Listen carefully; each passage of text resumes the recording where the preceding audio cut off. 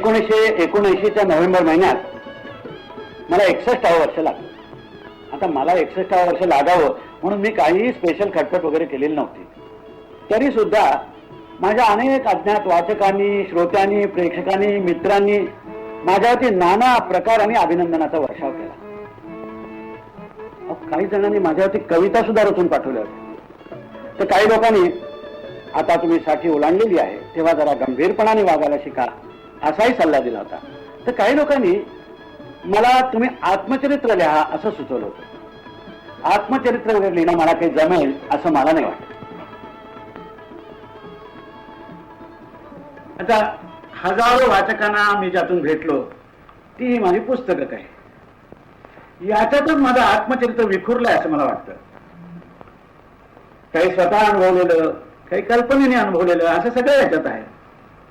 लेखक हा चतुर वाचकापुढे नकळत असा उघडा पडत असतो. निरनिराळ्या वयातलं माझं हे लेखन वाचताना मलाच हसू येतं. निरनिराळ्या वयातले आपले फोटो पाहताना आपल्याला नाही का हसू येत, तसंच आता हेच पाहा ना.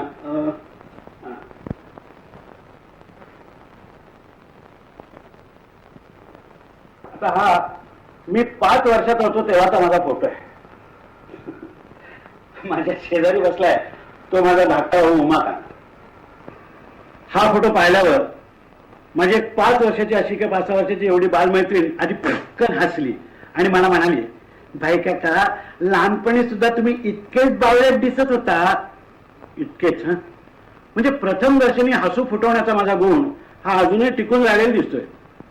अहो व्यंगचित्रकार तर माझे व्यंगचित्र काढायला अतिशय उत्सुक असतात.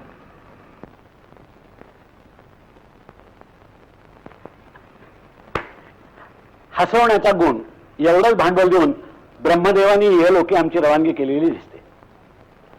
उद्या समजा वर गेल्यानंतर ब्रह्मदेवानी मला विचारलं की वत्सा पुरुषोत्तमा, तुला हे भांडवल देऊन मी खाली पाठवलं, त्यातून तू लोकांना काय दिलंस ते मला कथन कर. तर मी त्या ब्रह्मदेवाला सांगेन की ब्रह्मदेवा, मी लोकांना काय दिलं याचा मी कधीही हिशोब ठेवलेला नाहीये, पण लोकांनी मला जे काही दिलं ते मिळणं तुम्हा देवांच्या बापाच्या सुद्धा नशिबात नाहीये. लोकांनी मला त्यांच्या जवळची एक बहुमोल वस्तू दिलेली आहे, ती म्हणजे त्यांचं हास्य.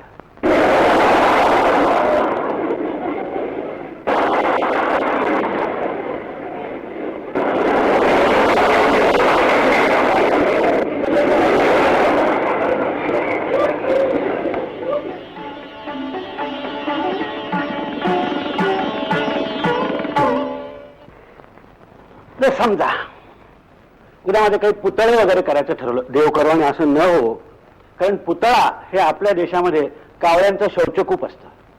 पण समजा पुतळा करायचं वगैरे ठरवलं तर मी त्याच्या खाली एवढंच घ्या असं सांगेन की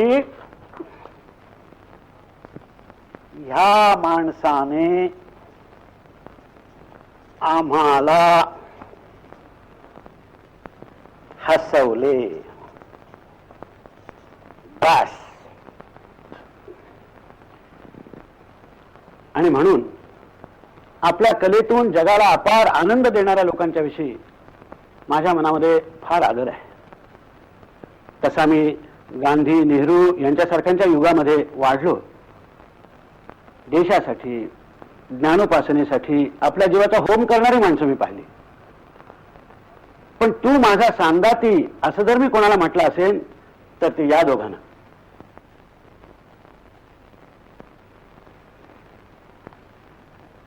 कवी मंगेश पाडगावकरांनी म्हटलंय ना की एक जिप्सी आहे खोल माझ्या मनात दडून, तसंच एक विदूषक, एक गायक आणि एक लेखक हे तिघेही फार लहानपणापासून माझ्या मनात दडून आहेत. त्यातला कोण केव्हा संचार करील माझ्यात हे सांगणं मलाही काही शक्य नाही आहे. आणि आनंदाची गोष्ट अशी की या तिन्ही प्रवृत्तींना वाव मिळावा अशाच घरामध्ये माझा जन्म झाला. 8 नोव्हेंबर 1919 ज्याला न करताचा वार म्हणतात अशा एका शनिवारी, आणि ज्याला अधिक महिना किंवा पुरुषोत्तम मास किंवा खरं म्हणजे दोंडा महिना म्हणतात अशा कार्तिक महिन्यामध्ये भर दुपारी 2:30 वाजता मुंबईच्या उकाड्यामध्ये गावदेवीतल्या कृपाळ हेमराज नावाच्या चाळीमध्ये मी एका खोलीत गपचूप या जगात प्रवेश केला. खरंच गुपचूप. हवं तर माझ्या आईला विचारा. म्हणजे इतर 4 पोरांच्या सारखा मी रडलोच नाही. मग सुईणबाईंनी सुई तापून माझ्या कपाळावर इथे डाग दिला, हातावर एक डाग दिला, आणि मग मात्र मी सगळ्या गावदेवीला ऐकू जाईल एवढ्या जोरामध्ये पहिला ट्या फोडला. माझ्यामुळे पहिला रडण्यातच हे हसू झालं असं. अजूनही माझ्या कपाळावरती हा डाग आहे इथे. आता तो माझ्या मूळच्या या वर्णामध्ये मिसळून गेल्यामुळे तो पूर्वीसारखा दिसत नाही, पण लहानपणी मी गोरा असताना तो दिसत असे असं आमची आई म्हणते. होता. माझे वडील हे एका कागदाच्या व्यापाऱ्याकडे नोकरीला होते. आपला मुलगा पुढे मागे साहित्य निर्मितीच्या नावाखाली कागदाचे अनेक रिम वाया घालवणार आहे हे त्यांना काय ठाऊक.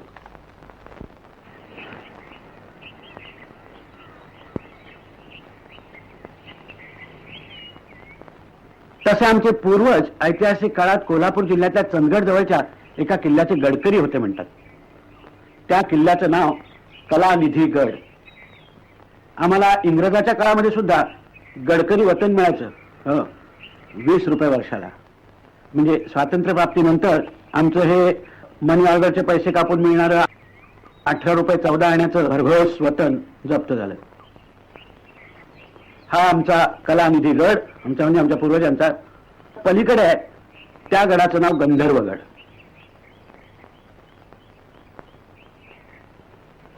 कलानिधी गडाच्या पायथ्याशीच गर्द झाडीत झाकलेलं एक खेड आहे, त्याचं नाव जंगमहट्टी. पण आमच्या कुठल्या तरी पूर्वजांनी तलवार टाकून कारकुनी लेखणी धरली आणि मग आम्ही गडकऱ्यांचे देशपांडे झालो. माझी आई कारवारच्या दुभाषी घराण्यातली. माझे आजोबा वामन मंगेश दुभाषी. ऋग्वेदी या नावाने त्यांनी ग्रंथ लिहिले.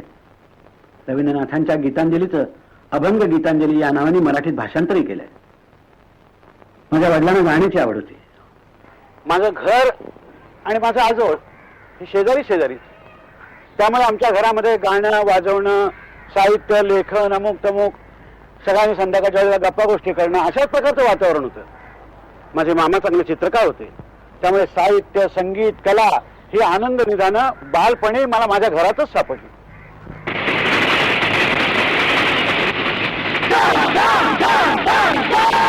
माझ्या लहानपणी मुंबई ही अशी माणसांनी आणि वाहनांनी भरून व्हायला लागलेली नव्हती. लाऊडस्पीकरवरून कानखळा बसवणारी गाणी नव्हती, रेडिओ नव्हते, त्यामुळे फेरीवाल्यांचे आवाज छान ऐकू यायचे. सकाळी 6 वाजता एकदम आवाज यायचा, बाई दूध, की दूधवाला आला. तो दूधवाला गेल्याबरोबर लगेच पेपर आहे की पेपरवाले येऊन जायचे. पेपरवाला निघून गेला की काही वेळाने याडाईट करत मीठवाल्याचा आवाज ऐकू यायचा.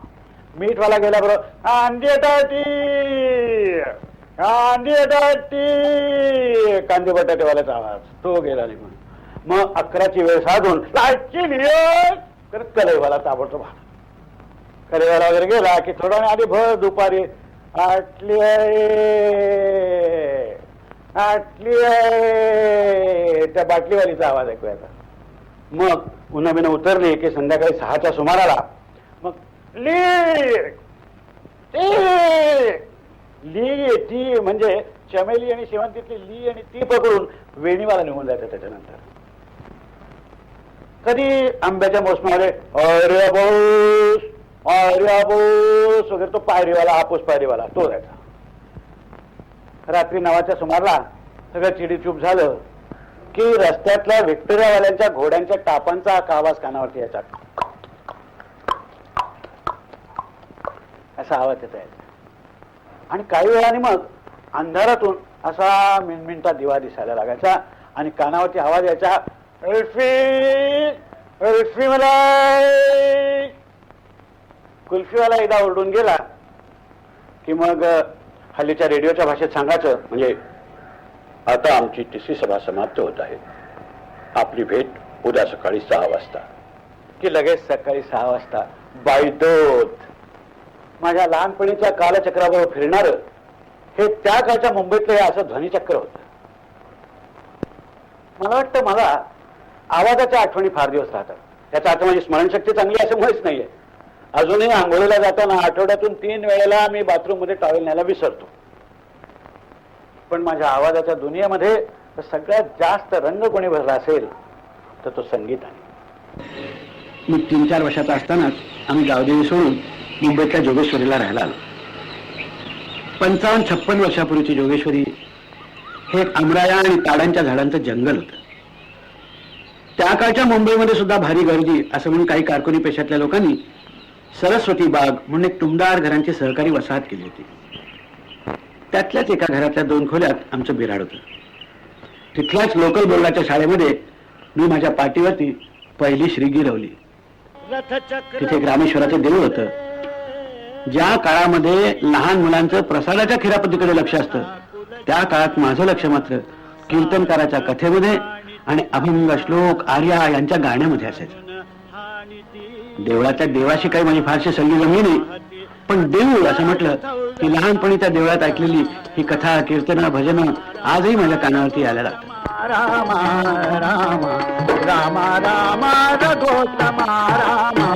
आमच्या कुटुंबात गाणं म्हणायला किंवा ऐकायला जायला कुणालाही मज्जाव नव्हता. माझी आजी तर कोकणी गाणी म्हणून आमची फार छान करमणूक करायची.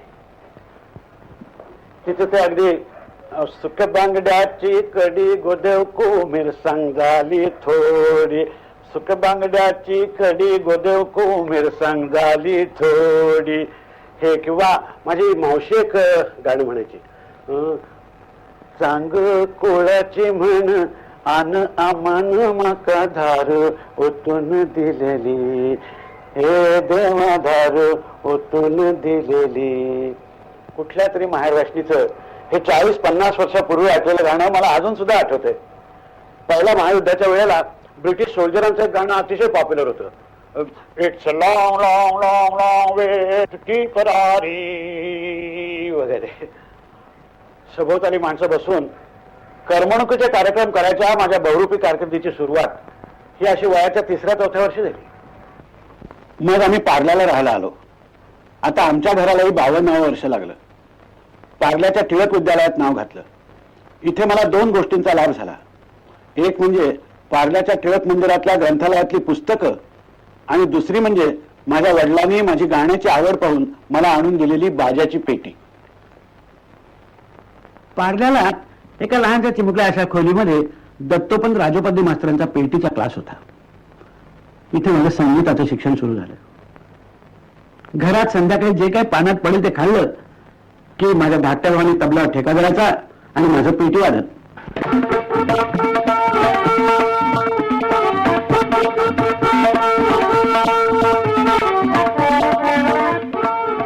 आम्ही दोघे नेहमीच यशस्वी कलावंत आणि ऐकायला माझे वडील आणि आई हे प्रेमश होते. आणि वाजवायचं काय, बालगंधर्वांची गाणी.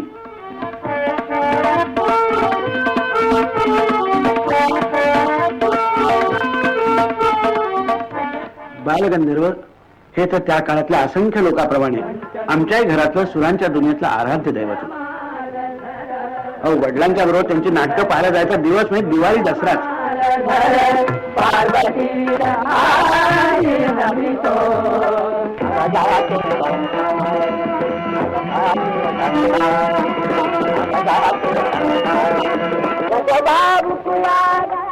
एकच प्याला, मानापमान, स्वयंवर, सौभद्र, संशय कल्लोळ.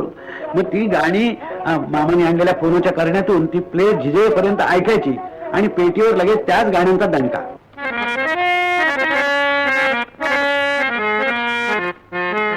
आणि योगायोग असा की आमच्या राजोपाध्ये मास्तरांच्या क्लासच्या गॅदरिंगला बालगंधर्व अध्यक्ष आणि त्यांच्यापुढे माझं पेटी वादन. मी पेटी वाजायला सुरुवात केली आणि बालगंधर्व मागे बसले होते अध्यक्षस्थानी. ते स्थान सोडून समोर येऊन मांडी घालून माझ्या पुढे बसले. मी दणकून वाजवायला सुरुवात केली.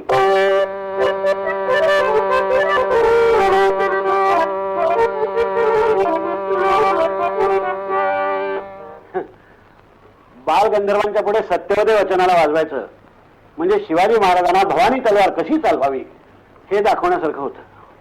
पण एवढी अक्कल आम्हाला कुठे होती त्यावेळेला. बालगंधर्वांचं गाणं हा एक शब्दांनी व्यक्त करता येण्यासारखा अनुभव नाहीये. मला पुष्कळ लोक त्या संबंधी विचारतात आणि मी देखील काहीतरी उत्तर देण्याचा प्रयत्न करतो. नारायणरावचं गाणं दुसरं कोणी म्हटलं ना की काहीतरी त्याच्यातलं ओकं ओकं राहिलं असं आपल्याला वाटतं. म्हणजे बरोबर असतं, हिशोब पाहिला तर बरोबर असतं, चालीचं नोटेशन अगदी बरोबर असतं, परंतु आपण सगळेजण म्हणतो की त्या काळात ऐकलेले लोक सुद्धा, की त्या काळाच्या रेकॉर्ड आता ऐकणारे लोक सुद्धा, ते नाही बघ काहीतरी कमी आहे. तुम्ही सुद्धा विचार केला की काय कमी आहे.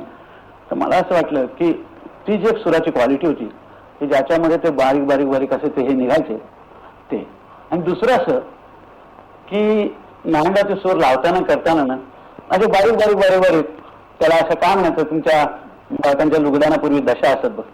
आता दशा लुगड्याना असाच्या शब्द हल्लीच्या बायकांना कळणार नाही, हल्ली दशा निराळी, परंतु ते अशा ज्या दशा असत तशा असं तर सुरानं असं बरोबर का दशा असत. तर कुमार गंधर्वांनी एकदा चांगलं सांगितलं होतं.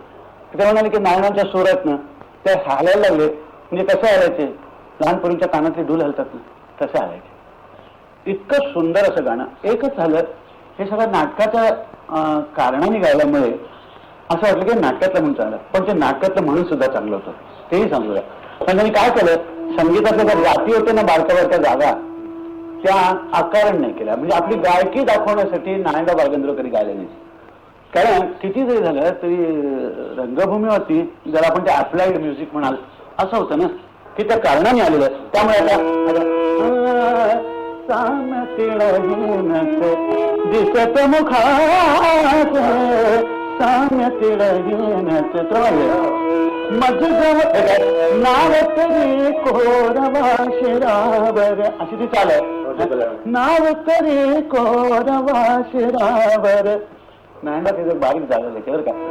नाव तरी कोरवा कोरवा शिरावर, ते कोरवा म्हणजे कोराण्याचे जे ऐकलं ना असं ते संगीत तिथे काहीतरी सांगून जात होतं.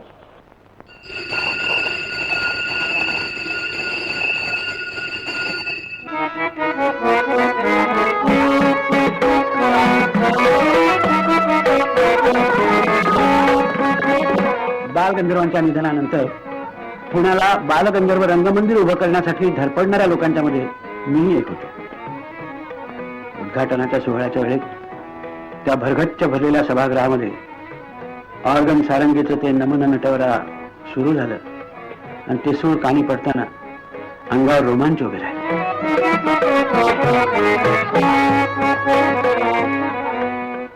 लहानपणी माझी पेटी ऐकताना बालगंधर्वांनी मान डोळवलेली पाहून माझ्या आई वडिलांना धन्यता वाटली तर त्याच्यात काही आश्चर्य नाही, साहजिकच आहे. पण दुसऱ्या दिवशी फडके मास्तर म्हणून गणिताचे मास्तर असून अतिशय प्रेमळ असे एक शिक्षक आम्हाला पार्ले टिळक विद्यालयात होते. त्याने मला भर वर्गात सांगितलं की अरे पुरुषोत्तम, बालगंधर्वाला सुद्धा मान डोलायला लावलीस. आता तू गणिताच्या परीक्षेत सगळी गणित जरी चुकलास तरी मी तुला पास करीन. असेही शिक्षक मला लाभले होते. नाही तर ती आमची जोगेश्वरीची छडीच्या ताळावर चालणारी प्राथमिक शाळा, बापरे, तिची आठवण आली तरी अंगावर काटा येतो. 5व्या जॉर्ज बादशाहच्या कडक पायाखाली एका तबेलेवाजा जागेत आमची शाळा भरायची. एका वर्गाला 2-2 बाकडी पुरत असत. म्हणजे भिंतीवरच बिगर इयत्ता, पहिली इयत्ता, दुसरी इयत्ता वगैरे असं लिहिलेलं असायचं. फक्त 4थीच्या वर्गाला एक निराळी ओसरी असायची आणि तिथे निराळे मास्तर. 3 वर्ग दामले मास्तर एकटे हाकत असत. या वर्ग मानला तर अगदी 4था एक आणखी. दामले मास्तर म्हणजे आधी चौफेर शिकवायचे बरं का. चौफेर म्हणजे एका तोंडाने दुसरीला हिशेब. हाताने पहिल्या इयत्तेतल्या मुलाच्या विधात्याने केवळ शिक्षाच देण्यासाठी निर्माण केलेल्या भागावरून छड्या उठवण्याचं कार्य. 3ऱ्या इयत्तेला शुद्ध लेखन. तेवढ्यात एखाद्या मुलाने धरलेले अंगठे सोडले की बघताय हा वाशा असं दम त्याला, आणि मधूनच तपकीर ओढणं. या सगळ्या क्रिया त्यांच्या जोडी जोडीने चालायच्या. त्यांच्या बोलण्यातला कुठला भाग कुठल्या वर्गासाठी आहे हे आम्हाला शोधून काढायला लागत असे. एका हौदाला हाणम्या सोलून काढेन, 2 तोट्या आहेत त्यातली. अरे अरे तुझ्या बापानं दीर्घ काढली होती काय रे तिखटातली ती. अरे तिखट ती रस्व 100 वेळाली तिखट तिखट. एका तोटीतून जाण्या पुढे पुढे कराट पुढे. अरे तुम्ही पाट्या पाडा रे. हा गोंद्या कांदर त्याचा असं पाणी सोडले तर 2 तास कावळे परकरत्न काय खातीयस? 35 मिनिटे तो डुक्कर त्या तिथल्या त्या गाढवाशी बोलतोय, बघताय मी, हा बघतोय. हा तर 20 सेकंदात रिकामा होतो. दुसरा नळ सोडला तर रेड्या नाडी काय चोखतायस? हा बाप खायला नाही का घालत तुला? बस गाढव. हा तर 2 तास 45 मिनिटे. अरे अरे अरे अरे अरे शुद्ध लेखन काढलायस का हागलायस पाठीवर?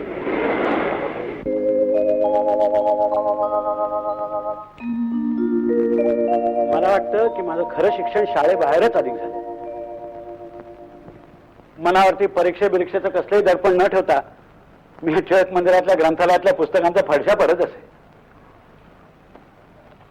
कुठलंही पुस्तक कधी चोरून वाचलेलं किंवा आई वडिलांना चोरून सिनेमा नाटकाला गेलेलं किंवा गाण्याला गेलेलं मला तरी आठवतच नाही. आणि म्हणूनच एक विशिष्ट तऱ्हेचा विचार किंवा विशिष्ट साहित्य किंवा विशिष्ट संगीत हे कधी वडिलकीच्या जोरावर तर कधी राजकीय सत्तेच्या जोरावर कोणीही कुणावरही लादू नये ही भावना फार लहानपणी माझ्या मनामध्ये रुजली. आणि जेव्हा विचार आणि उच्चार स्वातंत्र्यावर बंदी आली त्यावेळी ती मला कधीच मान्य झाली नाही. मला आठवतंय माझ्या लहानपणी रात्री 8-8:30 सुमारला ह्या टिळक मंदिरातली ही चर्चच्या घंटेसारखी घंटा वाजायची.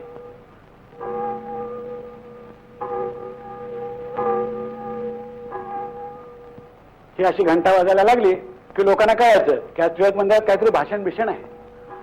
500-700 उमऱ्याचं आमचं गाव. पानात जे काही पडेल ते पोटात ढकलून सगळे लोक टिळक मंदिराच्या दिशेला धावायला लागायचे. त्या टिळक मंदिरामध्ये ब्रिटिशांच्या आमदानीत मी कितीतरी राष्ट्रभक्तांची, समाजसेवकांची, साहित्यिकांची भाषणं ऐकलेली आहेत. आज सुद्धा त्यांचा आवाज माझ्या कानात आहे. India is not a civilisation one unit. आमचं सिंहासन लावून सत्तेचे स्थापन झालं. त्याच्यावर सुलतान बसले, बादशाह बसले. Whether we individually live to see India free or not, we are confident that India shall be free. आणि अशीच एके दिवशी घंटा वाजली. तसाच तडक धावत गेलो आणि एक निराळच व्याख्यान ऐकायला मिळालं.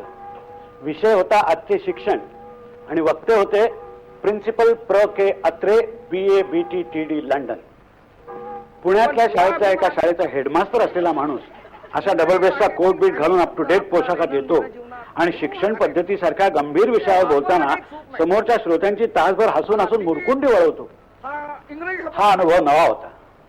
स्टेशन हा शब्द आले पण स्टेशन ऐवजी अन्यरथ विश्राम धाम स्थान. गाडी इतका लांबच्या लांब शब्द चालणार नाही.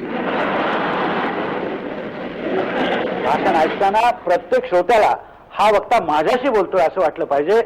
हा गुरुमंत्र मला त्या दिवशी आचार्य अत्र्यांच्याकडून मिळाला.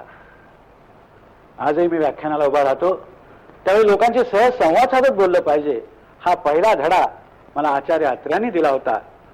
हे कधीही मी विसरत नाही.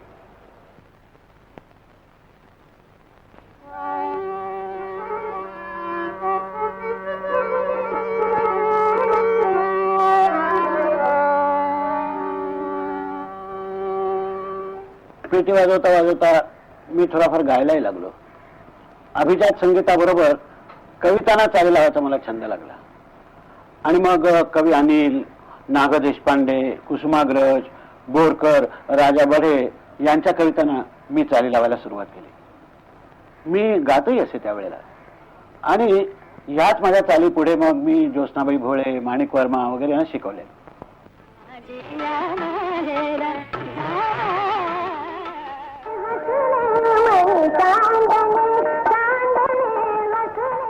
पण काव्य गायनाच्या बाबतीमध्ये माझ्यावर सगळ्यात जास्त कोणाचा परिणाम झाला असेल तर तो कविवर्य बाबा बोरकरांचा. अजूनही मला ते भेटले तर मी त्यांना कविता गायला लावल्यापासून तरी सोडत नाही.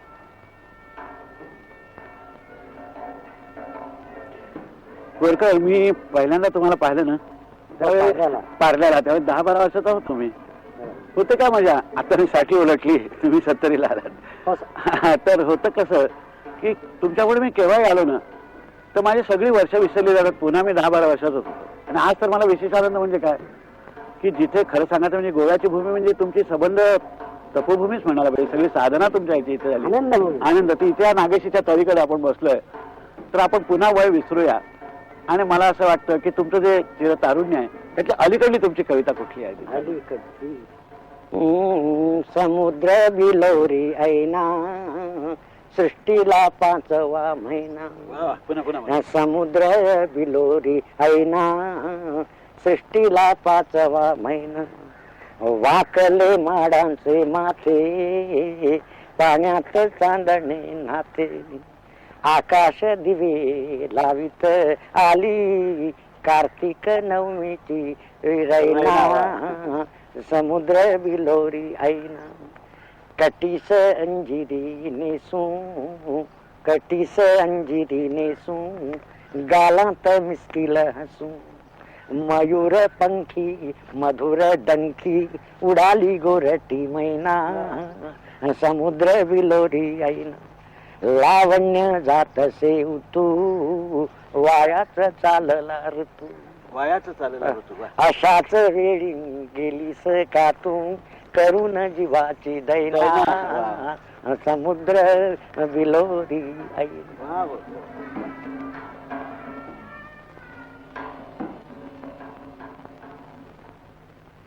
एक मात्र सांगतो की मी साहित्य संगीत नाट्य वगैरे कला या माझ्या आनंदासाठी जोपासल्या. त्याची कठोर साधना बिधना काही केली नाही. आता त्यामुळे एक ना धड भाराभार चिंध्या असं झालेलं आहे. आता लोक किंवा शिष्टाचार म्हणून त्याला अष्टपैलू वगैरे म्हणत असावेत.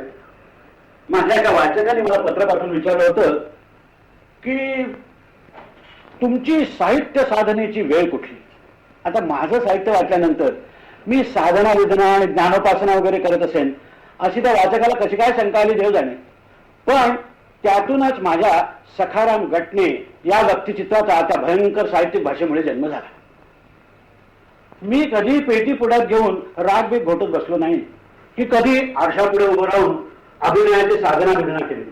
छे, माझा आणि आरशाचा संबंध रोज गाडी करताना जो काही सोडायला येत असेल तेवढाच. ज्या पुस्तकात माझं मन रमलं ती पुस्तकं मी वाचत आलो.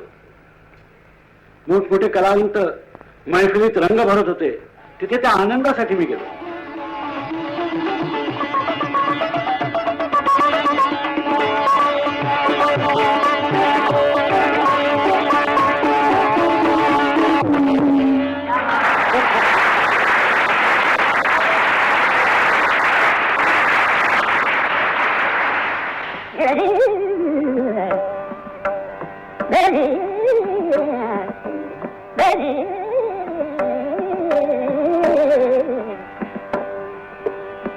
किती थोर कलावंतांनी आपल्या गाण्या वाजवण्याने माझं आयुष्य श्रीमंत केलंय म्हणून सांगतो.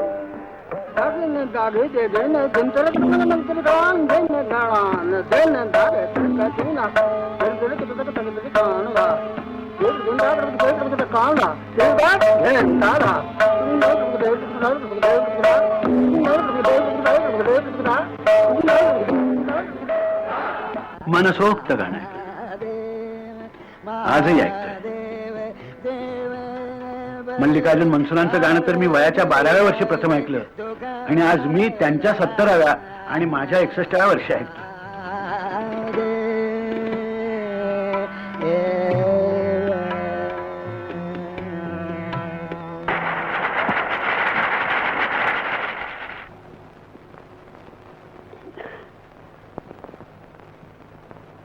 लहानपणापासून नाटक सिनेमात रमणारा मी माणूस. नाटक सिनेमा गाणं बजावणं पुस्तकं वाचणं वगैरे याच्यामध्ये. मी LLB ची परीक्षा का शिकायला गेलो आणि पास झालो हे मला न सुटलेलं कोड आहे. कारण कायद्याचा अभ्यास करतानाच कायदाच नाही तर तो शिकणारा मी सुद्धा तितकाच गाढव आहे हे माझ्या लक्षात आलेलं होतं. तरी सुद्धा मी 20व्या वर्षी LLB झालो आणि त्याच वर्षी माझे वडील वारले. आणि मग घरातला कमावता माणूस गेल्यानंतर मध्यमवर्गीय कुटुंबाचं जे काही व्हायचं तेच आमच्या कुटुंबाचंही झालं. दुसऱ्या महायुद्धाचे दिवस, महागाई टंचाई वगैरे साथी नव्याने सुरू झालेल्या होत्या. मी आपला सरळ पेट्रोल रेशनिंग ऑफिसमध्ये कारकून म्हणून चिकटलो 40 रुपये महिना पगारावरती. आणि जोडीला पूरक धंदा म्हणून छंद म्हणून जोपासलेल्या पेटीच्या शिकवण्या सुरू केल्या. महिना 3 रुपये रेट होता, 3 रुपये. तेवढ्यात मला एका शेटजीची शिकवणी मिळाली. 10 रुपये महिना. रात्री 10 वाजता शिकवणी सुरू व्हायची. पुष्कळ वेळा मला वाटायचं ही जर शिकवणी रात्री 12ला सुरू झाली असती तर 12 रुपये पगार मिळाला असता. पण आश्चर्याची गोष्ट म्हणजे या शेटजीला गंधर्वाची गाणी वाजवली भयंकर हौस. ते पायपेटी वाजवायचे आणि मी आपला हातपेटी आणि आमची जुगलबंदी सुरू. पण प्रत्येक समेला त्याचा तो बाजारभावाचा टेलिफोन वाजायचा आणि मग शेटजी वैतागून ये साधा फोनला काय करेल असं म्हणून हातात घेऊन हा लिदो आप्यो हा हा हा लिदो वगैरे असं काहीतरी बोलायचं आणि लगेच आमचं परत नरहर कृष्णा संबंध सुरू. हाच टेलिफोन पुढे मला वाऱ्यावरच्या वरातीमध्ये कामाला आला.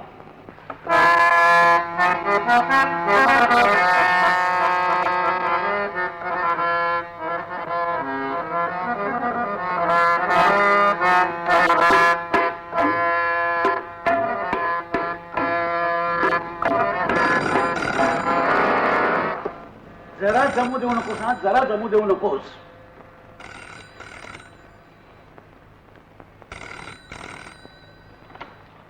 हॅलो, कोण आहे?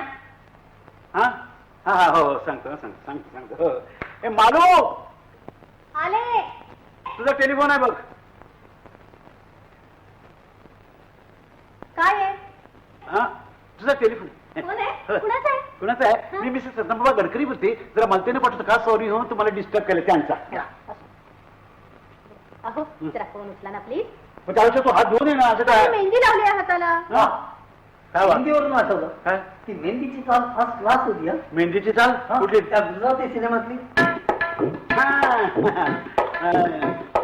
मेहंदीचे बावी माळवे रंग गयो गुजरातले मेहंदी रंग काय म्हणाली? इडली करणार आहे. आता सोप्पा आहे की अगदी. लिहून घेतेस का? घे घे कागद पेन्सिल घ्या, मी थांबते. हॅलो हॅलो, हे बघ रत्ना, 2 टिपऱ्या तांदळाचा बारीक रवा हा आणि 1 टिपरी उडदाची डाळ 4 तास भिजत ठेवून पाट्यावर बारीक वाटायची. हा वाटायची. काय म्हणाली? तुझ्याकडे मिक्सर आहे ना, मग प्रश्नच मिटला. हॅलो हॅलो, हे बघ रत्ना, आणि नंतर त्याच्यात थोडं थोडं पाणी घालून हा हो हो कलईच्या भांड्यात घाल आणि त्याच्यात थोडं थोडं पाणी घालून रवीला नाहीतर घोटणीला घुसळ. हो हो हॅलो हो हो घुसळ म्हणजे मिक्स कर. हा मिक्स कर. एवढे असं काय करता?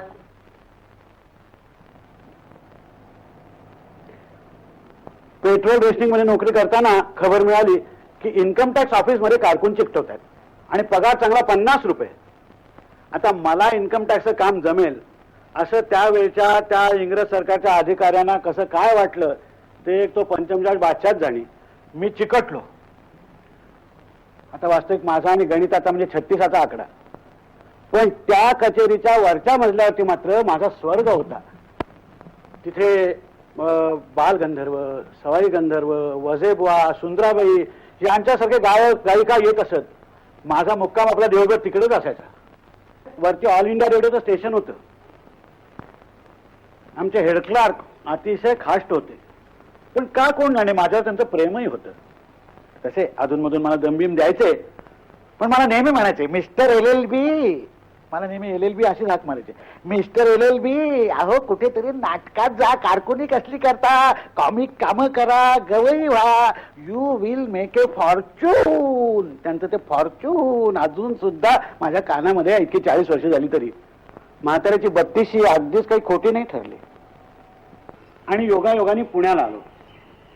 पुण्याचा हवेचाच गुण की काय कोण जाणे, प्रोफेसर व्हायचं असं ठरवलं आणि पुण्याच्या फर्ग्युसन कॉलेजात BAच्या वर्गात नाव घातलं.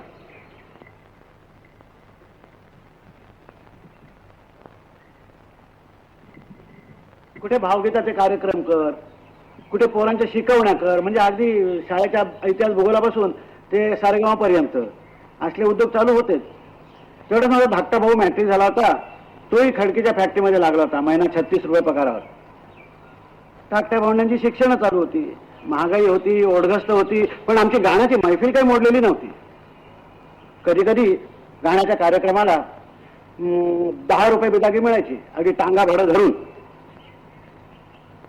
बाकी सगळी मात्र कलेची सेवाच. या फर्ग्युसन कॉलेजमध्ये शिकत असताना मी एकदा पुण्याहून आगगाडीने मुंबईला निघालो. हा प्रवास माझ्या आयुष्यामध्ये एक निराळच वळण घ्यायला लावेल याची काही मला कल्पना नव्हती. गाडी कर्जतला थांबली आणि डब्यामध्ये नटवर्य चिंतामणराव कोल्हटकर चढले. राम गणेश गडकर यांचा सहवास ज्यांना लाभला ते चिंतामणराव कोल्हटकर. रंगभूमीवरच्या आणि चित्रपटातल्या ज्यांच्या भूमिका पाहून छाती दडपायची ते चिंतामणराव समोर बसले होते आणि माझ्याशी गप्पा गोष्टी करत होते.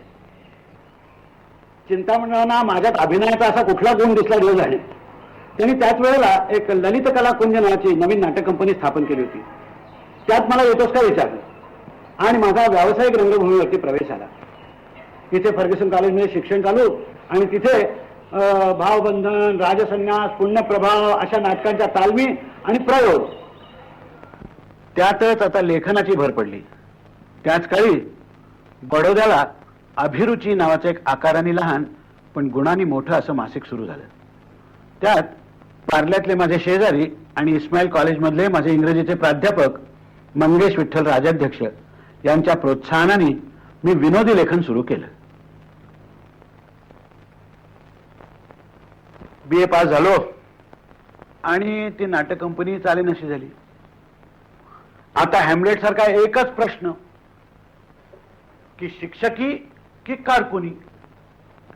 आणि योगायोगाने मला दादरच्या ओरिएंट शाळेमध्ये शिक्षकाची नोकरी मिळाली. पगार ₹55. हेडमास्तरांनी माझ्या हातात एक इंग्लिश टेक्स्टबुक दिलं आणि वरच्या वर्गात जाऊन धडा घ्यायला सांगितलं. मी निघणार इतक्यात ते एक संस्कृतचे मास्तर बसले होते. ते मला म्हणाले, young man, that is a very dangerous class. Dangerous. अगदी अनुष्टुबाच्या चालीत मी निघालो.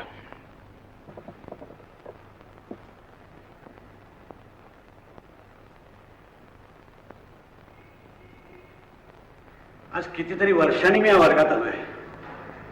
मला आठवत आहे मागल्या बाजूला चांगले मिशीवाले विद्यार्थी वगैरे बसलेले होते. त्यातलेच एक चिरंजीव उभे राहिले आणि मला म्हणाले, सर तुमचं नाव काय? सगळा वर्ग थोडं हसला. वास्तविक मी नाटकात हजारो प्रेक्षकांच्या पुढे कामं केली होती पण हा अनुभव निराळा होता. बरं, इथे पहिल्याच एंट्रीला असं म्हणजे डोकं कमावून चालण्यासारखं नव्हतं. मी सगळा राग गिळला आणि शांतपणाने त्या विद्यार्थ्याला म्हटलं, will you please ask this question in English.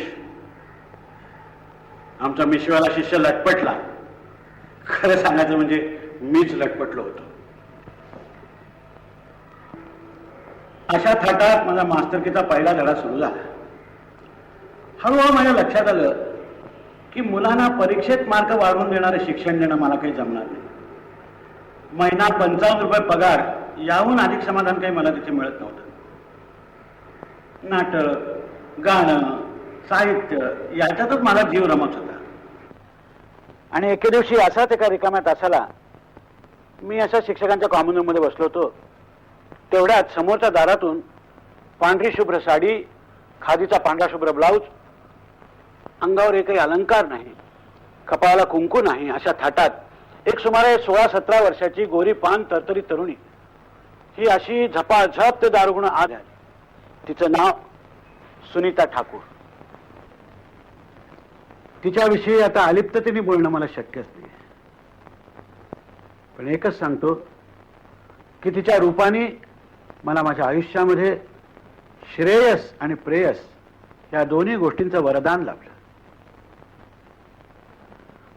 खरं म्हणजे या नंतरच्या आमच्या 36 वर्षाच्या आयुष्याची कहाणी हे तिनेच सांगायला पाहिजे. पुष्कळ वेळेला मला प्रश्न पडतो की माणसाच्या आयुष्यामध्ये प्रयत्नाचं स्थान किती आणि दैवाचं काय. कठीण आहे सांगणं.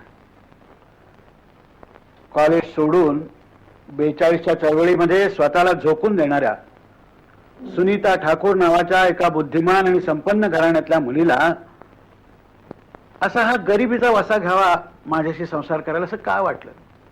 काय 55 रुपयामध्ये 6-7 जणांच्या संसाराचा गाडा मी त्यावेळेला ओढत होतो. काही ब नाव आहे, यश आहे, असंही काही नव्हतं. अशा या माझ्यासारख्या माणसाविषयी तिला ओढ का वाटावी? आणि गेली 36 वर्ष माझ्या आयुष्यातली मार्गदर्शक, माझ्या साहित्य, नाट्य वगैरे कलातली सहकारिणी, त्याच्यानंतर माझी अकाउंटंट, मॅनेजर, सगळं काही. एवढंच नव्हे तर स्त्री पुरुषासाठी ज्या ज्या म्हणून संसारात खस्ता काढते, त्या खस्ता काढणारी म्हणून तिने का म्हणून माझ्याबरोबर राहावं? खरंच ही का ओढ वाटली, ती का आजपर्यंत टिकून आहे, हे मला कोडच आहे. बाकी एक खरं, आमच्या संसारामध्ये सुखदुःखाच्या निरनिराळ्या प्रसंगी आम्हाला जोडून धरणारा एक धागा आहे महत्वाचा, तो म्हणजे कवितेचा. कवितेचा म्हणजे कविता करायचा नव्हे, कविता वाचायचा, कविता म्हणायचा. अजून सुद्धा तो आमचा छंद चालूच आहे.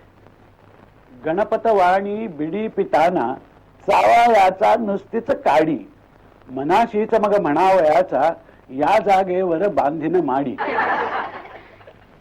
आजही सुनीताच्या माहेरी रत्नागिरीला गेलो आणि चिंचखरीच्या त्या खाडीतून त्या होड्या जाताना पाहायला लागल्या की न चुकता आठवण येते. म्हणजे आमच्या लग्नाच्या दुसऱ्या दिवशी आम्ही असेच त्या होड्यामधून चाललेलो होतो. त्यावेळेला सुनीताने म्हटलेली एक कविता मला आठवते. झाला उषकाल राणी, हिमबिंदू बिलगुनी फुलाना, पानाना बसते हलते हळू वाऱ्यावरती, जो जविती जणू राजस बाळा, ही बाळे चिमणी, झाला उषकाल राणी.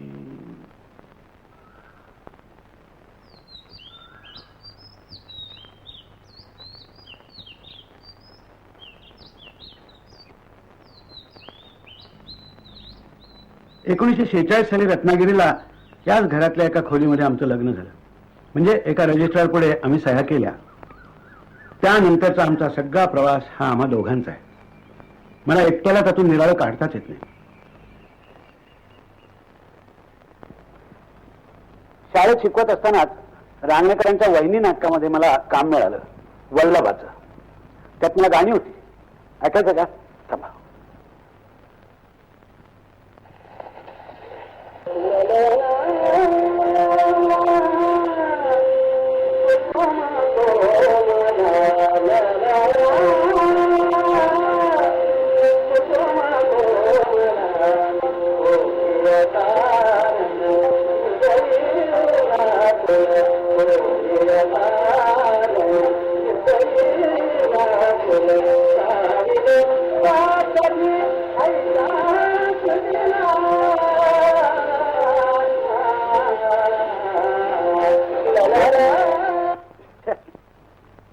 पस्तीस 36 वर्षापूर्वीचं माझं गाणं ऐकल्यानंतर मी मराठी संगीत रंगभूमीवरती काम करायचं नाही असा निर्णय घेतल्याचा मला फार मोठं समाधान आहे.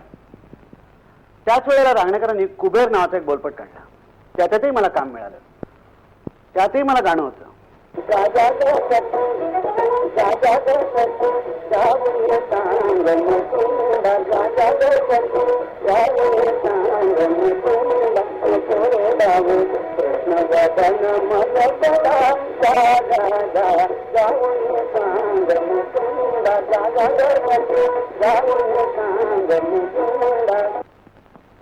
याच काळात माझी आणि गदी माडगुळकरांची पहिली भेट झाली. म्हणजे तसं त्यांनी माझं गाणं वगैरे ऐकलं होतं. म्हणजे त्याचं काय झालं की मी बडोदा रेडिओवरून त्यांचं ते गाणं म्हटलं होतं आणि अचानक त्यांनी ते कोल्हापूरला ऐकलं होतं. ते गाणं मला अजूनही आठवत आहे. म्हणू का? नको बघूस येड्यावानेर, तुझ्या डोळ्याच न्यार पाणी, न्यार पाणी, तुझ्या डोळ्याचा कळला भाव, माझ्या जिव्हारी बसला घाव. नको नाचूस मोरा वानेर, तुझ्या डोळ्याच न्यार पाणी, न्यार पाणी. संगड नाही आता म्हणजे इथे गाणं आहे ते पण गळ्यातून निघत नाही आता. तसे माडगुळकर मी वगैरे आम्ही सगळे समवयस्कच. चित्रपट साहित्य संगीत ह्याच्यातले आमचे धडपडीचे दिवस. तशी सुनीताची आणि माडगुळकरांची पूर्वीची थोडी ओळख होती. आणि एके दिवशी माडगुळकरांचं पत्र सुनीताला आलं. गाऊ त्यांना आरती या नावाची एक पटकथा मी लिहिली आहे. कथेचा विषय 1942 सालात झालेला सामान्यातील सुप्त सामर्थ्याचा उठाव हा आहे. त्याची कथा पटकथा संवाद गाणी सगळी माडगुळकर लिहिणार होते. राम गबाळे दिग्दर्शक, सुधीर फडके संगीत दिग्दर्शक आणि आम्ही दोघांनी त्याच्यात प्रमुख भूमिका कराव्या अशी इच्छा त्यांनी व्यक्त केलेली होती. त्यातूनच हा वंदे मातरम बोलपट तयार झाला.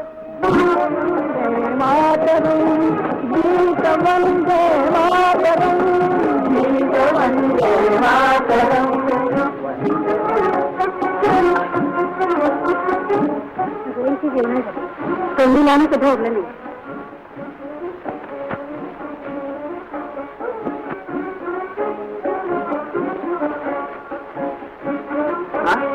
तू काय करते तिथं? मुस्कुट आहे का? काय नको, तू आपली बाई तिथं.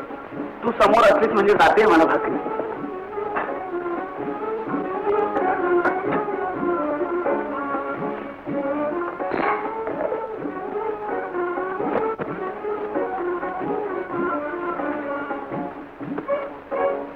आणि तू ग शिकलेल्या बायका पुरुषांबरोबर घ्यायचं.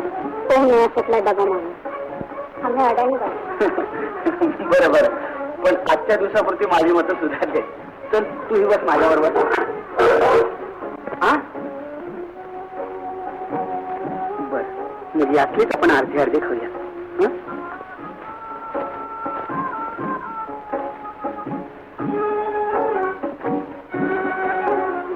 केव्हा सांगणार आहे तुमच्या एक पाय तुमच्या गावात दुसरा तुरुंगात. एक पाय तुमच्या गावात, एक पाय तुमच्या गावात, दुसरा तुरुंगात किंवा स्वर्गात. समानाही त्या शिकारीराला, समानाही त्या शिकारीराला, गुलामी उभी जाळण्याला, वाणी काही लाल चेतनीला. उचलला पैजेचा विडा, उचलला पैजेचा विडा, लढू हा लढा सरळ वाकडा. उलटुनी राज्य इंग्रजात, जुलमात घोर अन्यायात, निशाण लावून वाचनात. 1948 साली तुका म्हणे आता हे माझं पहिलं नाटक रंगभूमीवर आलं. मराठी संत कवींच्या मध्ये तुकारामावरती माझं फार प्रेम आहे. भले त्याची देऊ कासेची लंगोटी, नाठाळाचे काठी हाणू माथा म्हणणारा तुकाराम मला फार आवडतो. त्या काळातल्या त्या सेन्सॉर बोर्डने तुकारामाचे अभंग हे नदीत बुडवण्याचा हुकूम दिला होता. आणि ते अभंग मग नदीतून वर आले अशा प्रकारची एक दंतकथा आहे. मला ते काही पटायचे नाही. तुकारामाचे अभंग हे लोकांच्या तोंडी होते, तेव्हा ते अभंग हे गंगेतून वर न येता लोकगंगेतून वर आले असा विचार मी त्या नाटकामध्ये मांडला होता. त्या नाटकातला रामेश्वर शास्त्री म्हणतो, महाराज, जनता जनार्दनाच्या प्रत्यक्ष दर्शनानंही हेच पटवून दिलं की मूढभर सत्ताधाऱ्यांना अधिकाराच्या बळावर जनतेला पटलेलं तत्वज्ञान दडपून टाकता येणार. आपली अभंगवाणी अवघ्या महाराष्ट्रानं आपलीशी केली. म्हणून केवळ मत्सरानं आम्ही सत्ताधारी ब्राह्मण ती मंबाजीप्रमाणे कधी आपल्या जीवाला अपाय करू, तर कधी आपले ग्रंथ बुडवून नाहीशी करण्याचा विचार करू लागलो. परंतु लोक सामर्थ्यापुढे नवे तेजस्वी विचार आम्ही कसे दडपू शकणार? स्वतःची सत्ता टिकवण्यासाठी कलेच्या आविष्काराचं स्वातंत्र्य, विचार स्वातंत्र्य हे दडपून टाकण्याच्या प्रवृत्ती विरुद्धचा विचार मी या माझ्या पहिल्या नाटकामध्ये मांडला. त्यानंतर तुझ्या पाशीमध्ये सुद्धा काकाजीच्या तोंडून हाच विचार आलेला आहे. बेशक बेशक मन जिंकायला जा. अरे पण तुझं ते मन आधी कुठे बसलंय त्याचा तर विचार कर. मन जिंकणार तुझ्या संत महंतांच्या गोष्टी राहू दे. या इथं मैफिल जमली होती. आगरवाली रावशन आली होती गायला. जवान होतो आम्ही त्यावेळी. तुझ्या आजोबांचा गाण्या नाचण्याचा शौक म्हणजे खुला बिलकुल. बाई असो बुवा असो नाच गाणं इथं चोरीचा मामला नाही. अरे तुझ्या आजोबांची गोष्ट सोड. तुझ्या आजीनं इथे आत बसल्या बसल्या एवढं गाणं ऐकलं होतं की मलकाजान एक अंतरा विसरली ठुमरीचा तर आतून आजीनं चरण पुरा केला. गाणं ऐकणं, सौंदर्याचा आस्वाद घेणं, या पाप मानायचं काय कारण आहे? पाप बळजबरीत आहे, सक्तीत आहे, परिणामाची जिम्मेदारी टाळण्यात पाप आहे, खुशीत पाप नाहीये. या इथे अशी मैफिल जमली होती, रोशन गात होती पोऱ्या, तुझ्या आजोबा बसले होते पखवाजावर, नाना पानशाचे शागिर्द. क्या बात है, पुऱ्याचा धमार ऐन रंगात आला होता. ऐकायला इने पास झालो, बेहोश झाला होता सगळा मामला. इतक्यात पॅलेसवरनं महाराज सरकारांचा हुकूम आला, महाराजांनी ताबडतोब बोलावलाय म्हणून. अरे यार, बाई घुसली होती पुरियाच्या घनदाट जंगलात, थुंद थुंद झाली होती सुरांच्या मस्तीनं. हुकूम ऐकताच ताडकन उतरली वाड्यावरच्या अफसरला, जा महाराजांना म्हणावं गाणं ऐकायचं असेल तर इथे बापू भैया देवासकरांच्या कोठीवर या, इथे उभा केलाय मी पुरिया. ताजमहल बघायला आपल्याला आग्र्यापर्यंत जावं लागतं, तुमच्या दरवाजाशी नाचत येतात ते म्हणावं मोहर्रमचे कागदी डोले. श्याम भैया, तुम्हाला कल्पना नाही, त्या काळात संस्थानिकांना उलट उत्तर देणं म्हणजे क्या बात थी. अरे गर्दन मारली गेली असते ना, पण परवा नाही. सुरांची मस्ती तिला अधिक प्यार होती. मग सांग आता, राष्ट्रासाठी मरणाकडे पाहून बेफिकीर हसणारा क्रांतिकारक आणि सुरांच्या मस्तीत राजाची इतराजी स्वीकारणारी गाणारीन, लहान मोठं कसं ठरवायचं?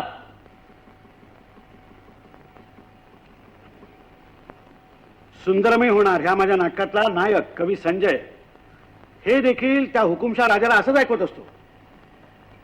तुम्हाला आनंद नकोय, तुम्हाला स्वतःला नकोय आणि कोणाला झालेलाही नकोय, फक्त सत्ता सत्ता हवी असते तुम्हा लोकांना. खूप आहेत तुमच्या जातीचे लोक या जगात, कुणी आनंदाने नाचत गात असलं, खात पित असलं, आनंदाने बेहोश झालेलं असलं की त्यांना कधी एकदा बंदुकीच्या गोळ्यांनी ठार मारून टाकू असं होऊन जातं तुम्हाला. हिटलर, मुसोलिनी यांच्यासारख्या मगरुरांची अवलाद याच तत्वज्ञानातून निघाली होती. माझं पहिलं तुका म्हणे आता हे नाटक, त्याच्या प्रयोगाच्या वेळेला, पहिल्याच प्रयोगाच्या वेळेला अगदी पुण्यात इतका बेदम पाऊस पडला की त्यात आमचं नाटक पार धुवून गेलं. म्हणून मग मी खोगीर भरती म्हणून माझा एक विनोदी लेखसंग्रह नंतर प्रसिद्ध झाला, त्याच्या प्रस्तावनेत म्हटलं होतं की माझं पहिलं नाटक तुका म्हणे आता हे लोकांनी विनोदी म्हणून पाहिलं त्यामुळे पडलं. हा विनोदी लेखसंग्रह कृपा करून गंभीर आहे असं समजून कोणी वाचू नये. विनोदी लेखक, सिनेमातला नट, कुठे गाण्या वाजवण्यातला माणूस म्हणून थोडं थोडं नाव व्हायला लागलेलं होतं. रस्त्यातल्या पोस्टरवरती फोटो बिटो झळकत होते. त्यामुळे मला जरा कोणीतरी आपण थोडे मोठे झालो आहोत असं वाटायला लागलेलं होतं. अशा वेळेला एकदा मला रेशनच्या तांदळासाठी त्या रेशनच्या दुकानापुढे रांग धरून उभं राहावं लागलं आणि त्या ठिकाणी मला एक आधी विलक्षण झटका मिळाला. मी आपल्या एका हातात ते रेशनचं कार्ड आणि एका हातात पिशवी घट्ट धरून त्या रेशनच्या दुकानापुढल्या रांगेत उभा राहिलो. काही वेळाने समोरून आवाज आला, हा चष्मेवाले, तुम्हाला काय पाहिजे? तांदूळ का राखेल? राखेल राखेल विकत नाही, मला तांदूळ. तांदूळ ना, मग ही डबाबाची वाली राखेलची लाईन नाही का दिसत तुम्हाला? ती पिशवीवाली लाईन पलीकडे आहे तांदळाची, आहे तिकडं. गेलो आपला तिकडे जाऊन त्या पिशवीवाल्या रांगेत उभा. सरकत सरकत सरकत आमचा नंबर लागला. एकदाच लागला, मी आपले रेशन कार्ड त्याच्या पुढे गेल्याबरोबर तो माझ्या अंगावरती खेकसला एकदम. पावती कुठे आहे? पावती? कसली पावती? कसली पावती काय? अगोदर तिथे पैसे म्हणा, पावती घातली आणून द्या, एवढं काय सांगत तुम्हाला? म्हणेपर्यंत मागून एकदम एक आवाज आला, अरे बाबा लढायला काय झालं? मी मागे वळून पाहिलं तर एक आपली मोलमजुरी करणारी फाटक्या कपड्याली बाई ती एकदम जी पुढे आली आणि त्याला म्हणाली, वा लढायला काय झालं तुला? हा, एवढं कळत नाही का तुला? साहेब अडाणी. हा साहेब, तुम्ही असं करा बरं का, हे पैसे तिकडं ते जे बाबा आहे का त्याला पैसे द्या अगोदर तुमचे, हा मग तुम्हाला पावती भेटेल, ती पावती ह्या बाबाला द्या म्हणजे मग तुम्हाला तांदूळ भेटते. साहेब अडाणी आहे असं म्हणणाऱ्या त्या बाईनी केवळ माझ्या लोकप्रियतेच्याच नव्हे तर ज्ञान अज्ञानाच्या कल्पना सुद्धा ढवळून काढल्या. कसल्याही प्रकारची गुरुदक्षिणा न देता मला शिक्षण देणारे गुरु माझ्या आयुष्यात पुष्कळ भेटले.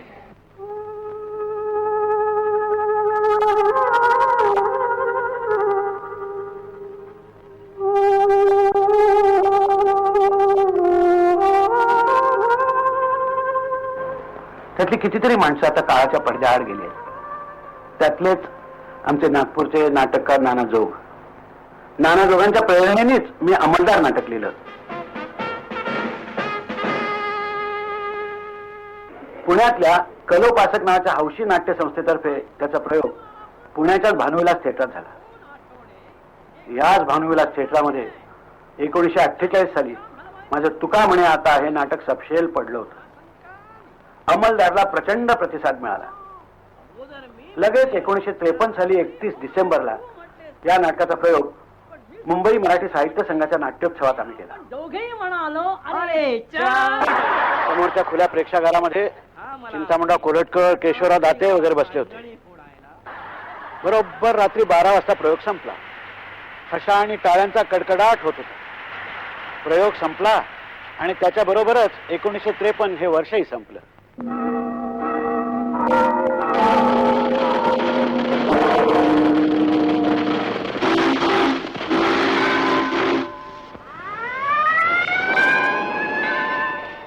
नाटककार, दिग्दर्शक, नट म्हणून यशाची पहिली झुळूक त्या मध्यरात्री माझ्या अंगावरून गेली. त्यानंतर या अंमलदार नाटकाचे शेकडो प्रयोग झाले, अजूनही होत असतात. एका प्रयोगामध्ये तर मी सर्जेराव, माझा धाकटा भाऊ उमाकांत हा ढेरे साहेब आणि त्याच्यापेक्षा धाकटा भाऊ रमाकांत हा नारभट होता. आम्ही तिघेही भाऊ अगदी बरोबरच होतो एका प्रवेशामध्ये. कुठे बोलपटामध्ये पटकथा लेखन, संवाद लिहिणं, कुठे संगीत दिग्दर्शन, एखाद्या चित्रपटामध्ये काम, अशा प्रकारे ते चालूच होतं.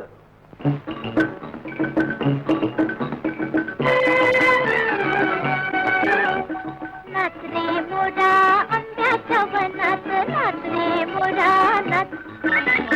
नाच रे मोरा आंब्याच्या वनात, नाच रे मोरा नाच.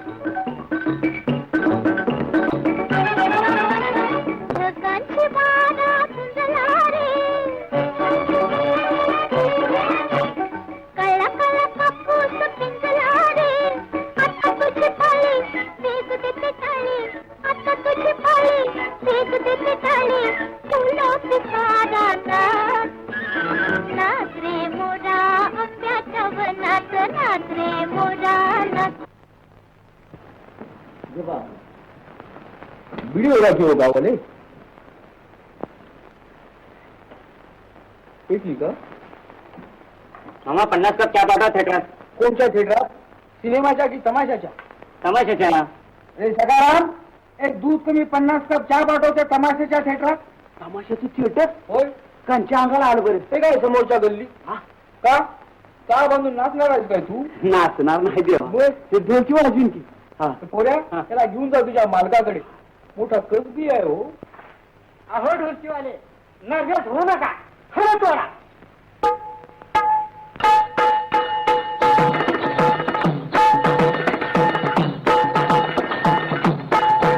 जाळी म्हणजे ठिकाणी करवंद, जाळी म्हणजे ठिकाणी करवंद. जाळी म्हणजे ठिकाणी करवंद, जाळी म्हणजे ठिकाणी करवंद.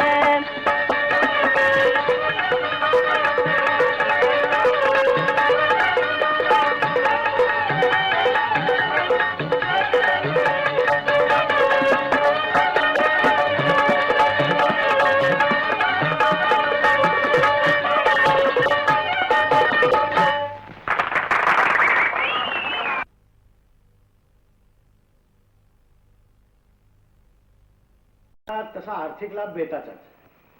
केल्या कामाचे पैसे मिळण्यापेक्षा बुडायचेच जास्त. पण पूर्वी शिकवणीचे 5 रुपये बुडाले वगैरे बोलत होतो, त्याच्याऐवजी आता म्हणजे 1,500 रुपये बुडाले वगैरे असं बोलायला लागलो.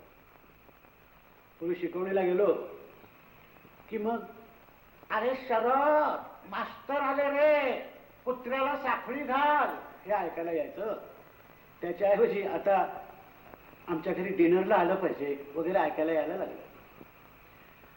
पण कुठेही सातत्याने चिकटून राहून काम करत राहणं हे माझ्यामुळे स्वभावातच नाही आहे.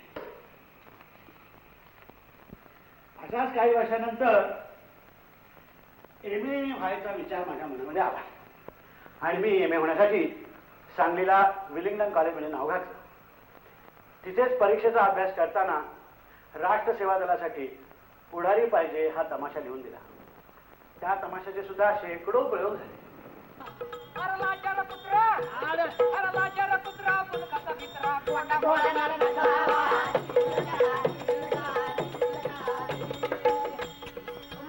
धरणार जनात बोलणार तसंच करणार असा हवा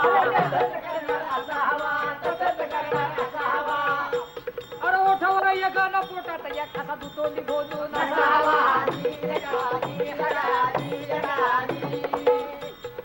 उपाशी पोट ही जनतेसाठी खटपट करणार असावा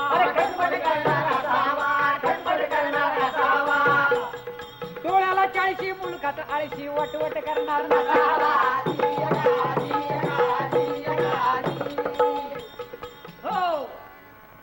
हो, तर काय सांगत होतो, एम ए झालो आणि राणी पार्वती देवी कॉलेजमध्ये बेळगावला मराठीचा प्राध्यापक म्हणून गेलो.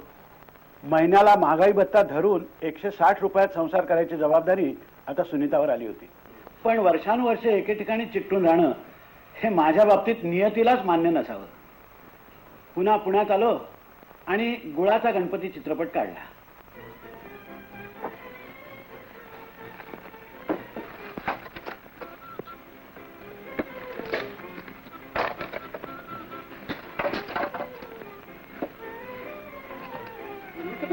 ते उगाच असतात सगळं. त्यांचं तसं काय झालं असलं ना तरी नाही ते फार चांगलं होत. माहिती लागलं उगाच मूर्ख वगैरे लागेल.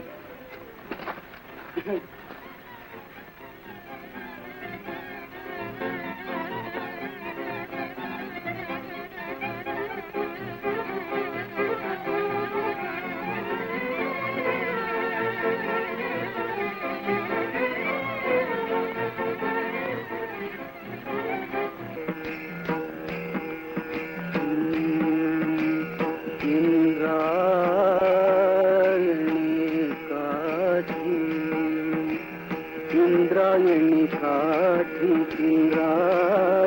काठी देवाची आळंदी लागली समाधी ज्ञानेशाची ज्ञानेशाची इंद्रायणी काठी इंद्रायणी काठी.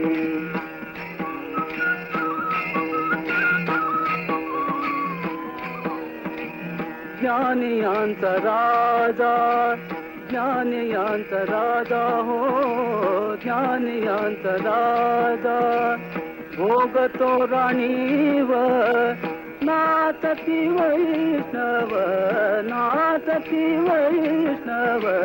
मागे पुढे इंद्रायणी काठी इंद्रायणी काठी देवाची आळंदी लागली समाधी ज्ञानेशाची ज्ञानेशाची इंद्रायणी काठी इंद्रायणी काठी इंद्रायणी काठी.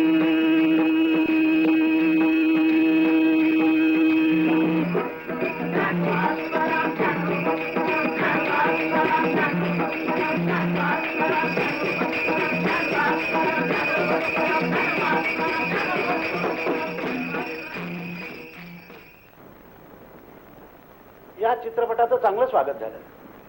अजूनही कुठे लागला तर चांगली गर्दी होते म्हणतात. पण मला मात्र या चित्रपटात काम केल्याच्या आनंदाखेरीज दुसरा कसलाही आर्थिक लाभ झाला नाही.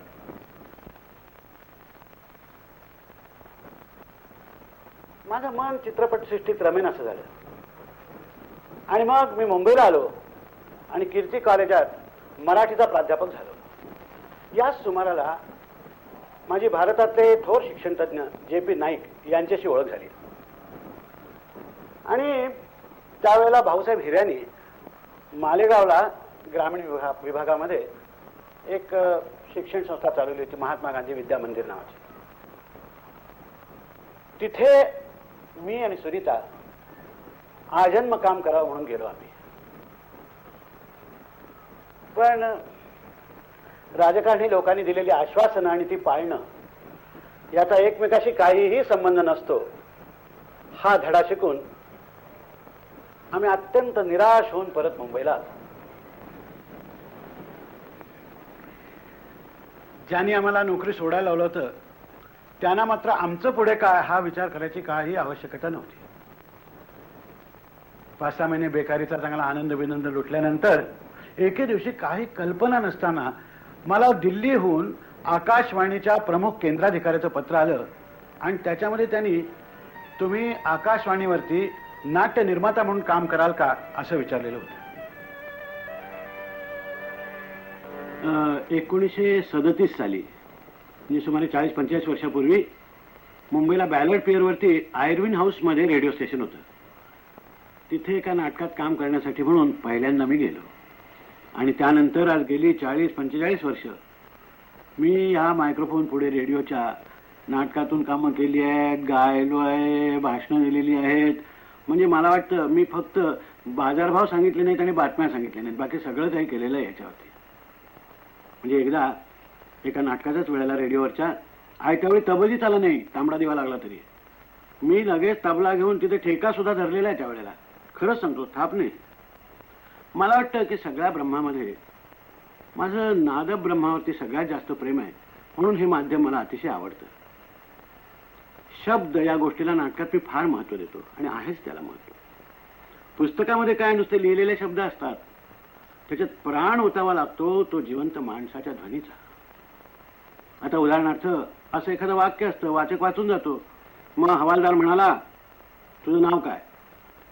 आता त्याच्यातून त्याचं चित्र नाही उभं राहत, पण हे ध्वनीतून आलं. हवालदार म्हणाला अरे तुझं नाव काय, तुझं नाव काय म्हटल्यानंतर एकूण तो हवालदार, रात्री जरा त्याला जास्त झालेली वगैरे, हे सगळं चित्र त्या ध्वनीच्यामुळे डोळ्यापुढे उभं राहतं.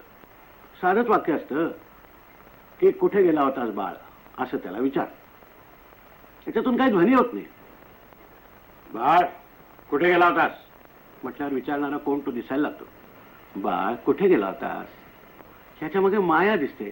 बाळ कुठे गेला होतास ह्याच्यात संशय येतो.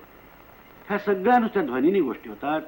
शब्दाचं सामर्थ्य त्याच्यातून प्रगट होतं. म्हणून केशवसुतांनी म्हटलंय परी एक एक जो शब्द नवा तू शिकसी शक्ती तयाची उलथिल सर्व जगासी.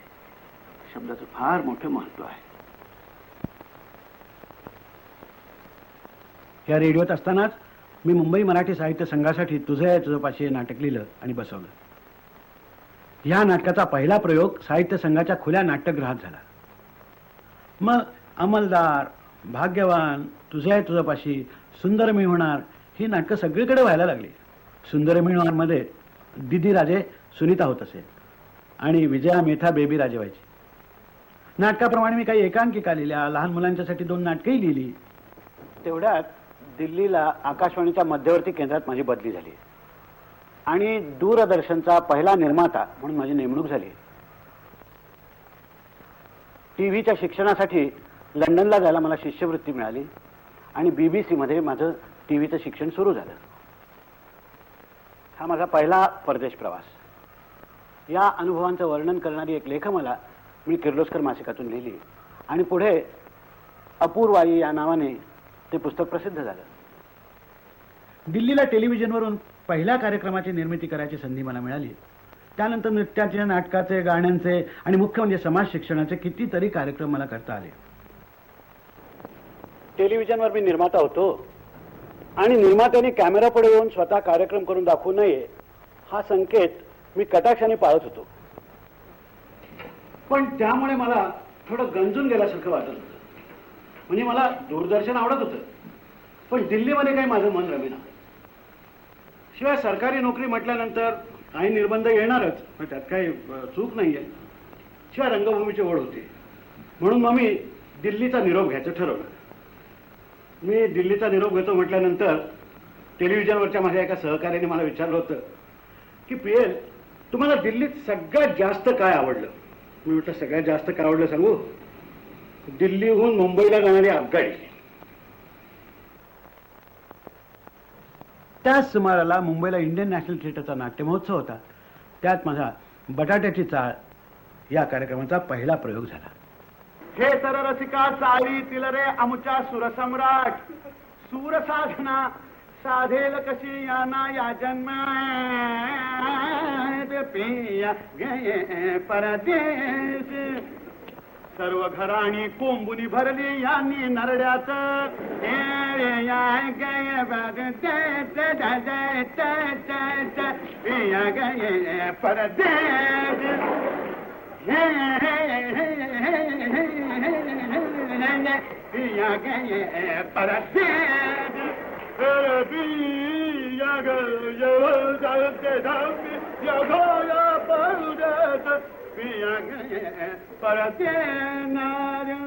पिया गए परदेश. पिया गए परदेश. पिया गए परदेश. पिया गए परदेश.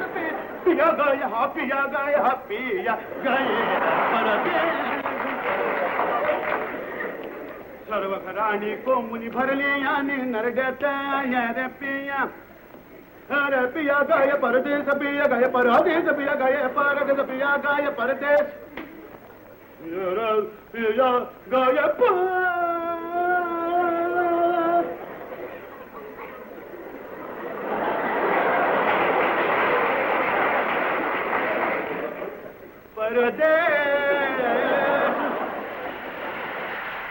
माझ्या बहुरूपी खेळाला अभूतपूर्व प्रतिसाद मिळाला. बसला घेऊन पुढे ढिगारा टक टक टक टक टंकित पत्रे. प्रियसर प्रियसर प्रियसर प्रियसर प्रियसर प्रियसरला पित्रे.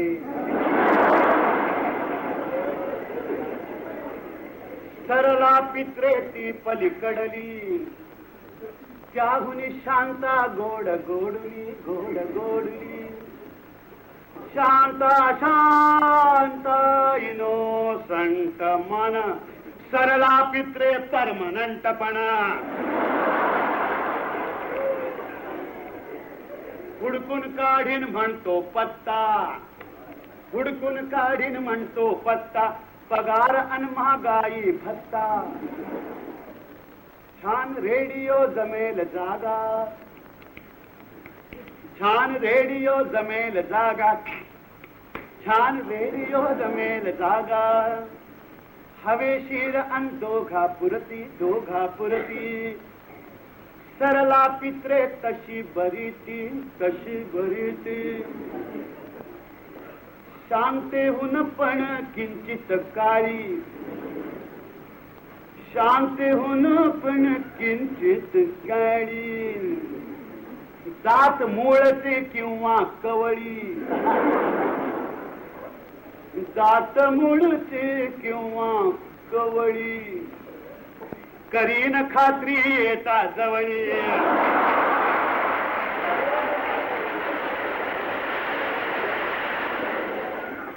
आज काय जाऊ दे.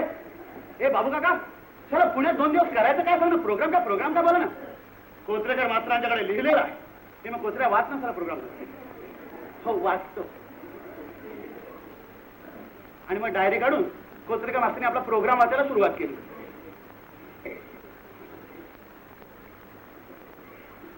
वाचू का.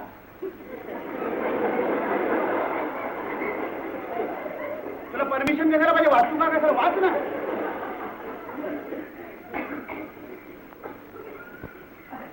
पहाटे 5 वाजता उठून. पहाटे 5 वाजता पहाटे 5 वाजता उठून आपल्याला काय पुण्यातले रस्ते झाडायला जायचे त्याला येईल नाही. तसं नाही. पहाटे 5 वाजता उठून पर्वतीचा सूर्योदय पाहणे. मग त्याला पहाटे 5 वाजता कशाला उठलं पाहिजे. तर थोडं उचलून जाऊ की काय काय नारदळणी. नाही तर काय हो जाऊया आपल्या 8 साडेआठाच्या सुमारास. आणि काय बाबा कोचरेकर हा तो मुंबईचा सूर्य आणि पुण्याचा सूर्य म्हणजे काय फरक असतो काय त्याच्यामध्ये. हा तसं नव्हे. मी की नाही मी सूर्योदय असं म्हटले, सूर्योदय समजला हो, सूर्योदय. तिकडे चौपाटीवरती सूर्य बुडताना 100 वेळा बघितला, त्याला उलटा करा.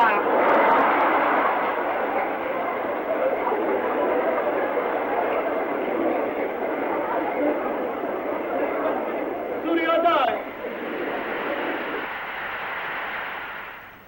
बटाट्याच्या चाळीचे प्रयोग अगदी हाऊसफुल चालले होते. याच वेळेला सुनीताने एक कडक नियम केला की 50 प्रयोग झाले की नवीन काहीतरी कार्यक्रम तयार केल्याशिवाय पुन्हा हेच कार्यक्रम करत राहायचं नाही, परत हाच बटाट्याची चाळ वगैरे करत राहायचं नाही. त्यामुळे हे प्रयोग अगदी हाऊसफुल होत असताना सुद्धा 50व्या प्रयोगाला आम्ही बटाट्याच्या चाळीचे प्रयोग थांबवले आणि मग त्याच वेळेला वाऱ्यावरची वरात आली.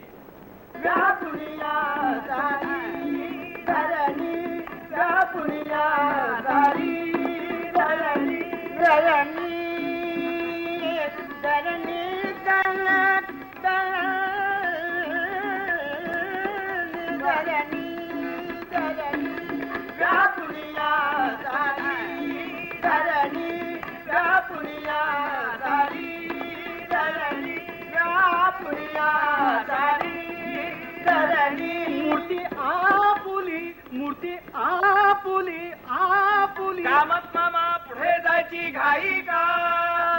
मागे पहा म्हणजे पुढे का गेलो ते कळेल. मूर्ती आपुली आपुली. मामी मामी या या या या. हे इकडं भरतं काय तर तुमचं भाजी बाजार. एक निस्तं बघा 2 आण्याचं आळूवाण म्हटलं तर इकडे येऊन बैल ओरडतं वरडत असले बघा. गाणं गाणं गाणं कंठाळ आला की हो अरिष्ट नाही तर मानते. याला कर्नाटकी ढंग म्हणतात काय हो कडवेकर? मामी या या या. आता मी पण येऊ म्हटलं काय तर गाणं म्हणायला. आणि ते बायको कुठे गेलं हो ते तुमचं? गरीब बघा ते पाप सारखं काम काम काम करते.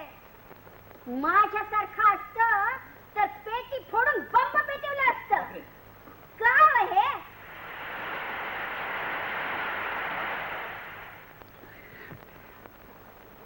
भारत चीन सीमा युद्धाची वेळची गोष्ट आहे. मी जवानांच्यासाठी रक्तदान करायला म्हणून रक्तदान पेढी दिलो होतो.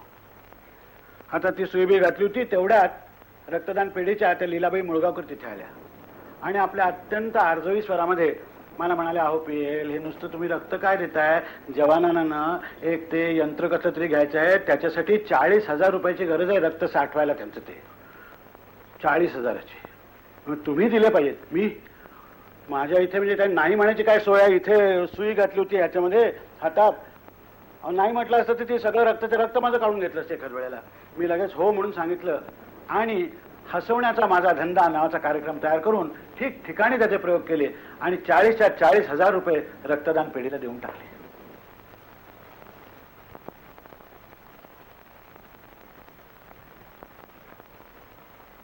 बटाट्याची चाळ, वाऱ्यावरची वरात, असामी असामी, हसवण्याचा माझा धंदा, सुनीताने केलेला राजमाता जिजाबाई, नंतर वटवट असे निरनिराळे कार्यक्रम चालू होते. निरनिराळे देश पाहत हिंडत होतो. त्या प्रवासांची वर्णनं लिहित होतो. अनेक नवे परिचय घडत होते. जिकडे जावे तिकडे माझी भावंडे आहेत, सर्वत्र खुणा माझ्या घराच्या मजला दिसत आहेत. हा अनुभव मला आयुष्यात पुष्कळ वेळेला अगदी अनपेक्षितपणाने आला. तिला काय झालं, 1956 साली मला वाटतं पुण्यामध्ये तमाशा परिषद भरली होती आणि त्या परिषदेचा मी अध्यक्ष होतो. मी अध्यक्ष भाषण वगैरे केलं आणि त्यानंतर तमाशातल्या ते कलावतीबाई आमचे आभार मानायला म्हणून उठल्या. आला मायक्रोफोन पुढे आणि त्यांनी सांगितलं की अध्यक्ष महाराजांनी हे भाषण बिषण केले, काय चांगलं झालं काय, पण खरं म्हटलं म्हणजे ते आमच्यातलेच एक तमासगीर आहे. तेव्हा त्यांनी या बोर्डावरती स्वतः गाणं म्हटल्याशिवाय आमच्या जीवाला काही गोड वाटायचं नाही. आली पंचायत झालं. मी लगेच माझे ते अध्यक्षाचे हात मी बाजूला टाकले, आलो बोर्डावरती उभा राहिलो आणि ढोलचीवाला तुंटणेवालाने सगळ्यांना बोलवलं आणि जी लावणी सुरू केली, हो माझ्या संग पंक्तीत बोलू नका म्हटल्या बरोबर मागल्या बाजूने जी शिट्टी आली, त्या शिट्टी बरोबर त्या सगळ्या लोकांनी मला मी त्यांचा आहे, आपला माणूस आहे म्हटलेलं माझ्या बरोबर लक्षात आलं. रेशनमध्ये उभा असताना त्या अडाणीबाईंनी साहेब कसा अडाणी आहे हे सांगितलं होतं. ह्या तमासगीरबाईंनी मी तमासगीर आहे याची मला जाणीव करून दिली. तमासगीर हा शब्द पुष्कळांना खटकतो. इंग्लिशमध्ये परफॉर्मिंग आर्टिस्ट म्हटलं की बरं वाटतं. पण रंगमंचावर उभं राहून जो लोकांच्या पुढे अभिनय करून दाखवतो, नृत्य करून दाखवतो, गायन करून दाखवतो, तो तमासगीर नाही तर काय. मी तरी आयुष्यात दुसरं काय केलेलं आहे.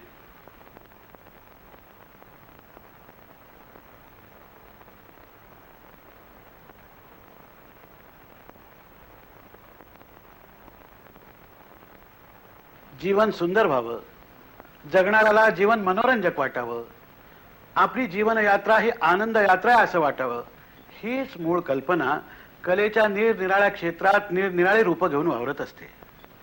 त्याबरोबरच नाटक, नृत्य, संगीत यांचा आनंद लुटणारा समाज हे जसं सत्य आहे, तसंच मनुष्य निर्मित आणि निसर्ग निर्मित अन्यायाच्या विरुद्ध झुंजणारा समाज हे सुद्धा एक सत्य आहे.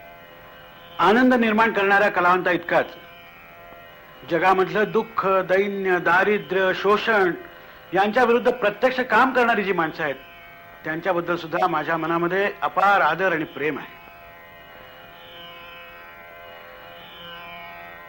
ह्या माणसांचा जेव्हा जेव्हा मला शक्य झालं त्या वेळेला मी माझ्या वाणीनी आणि लेखणीने गौरव केलाय आणि शक्य झालं त्यावेळेला थोडंफार आर्थिक सहकार्य केलेलं आहे.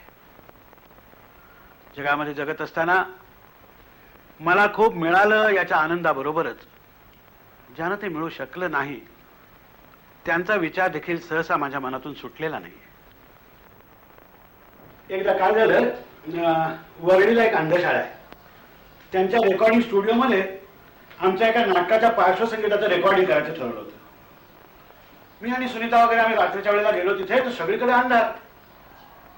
मी सुनीताला म्हटलं की अगं हे लोक विसरलेले दिसत आहेत.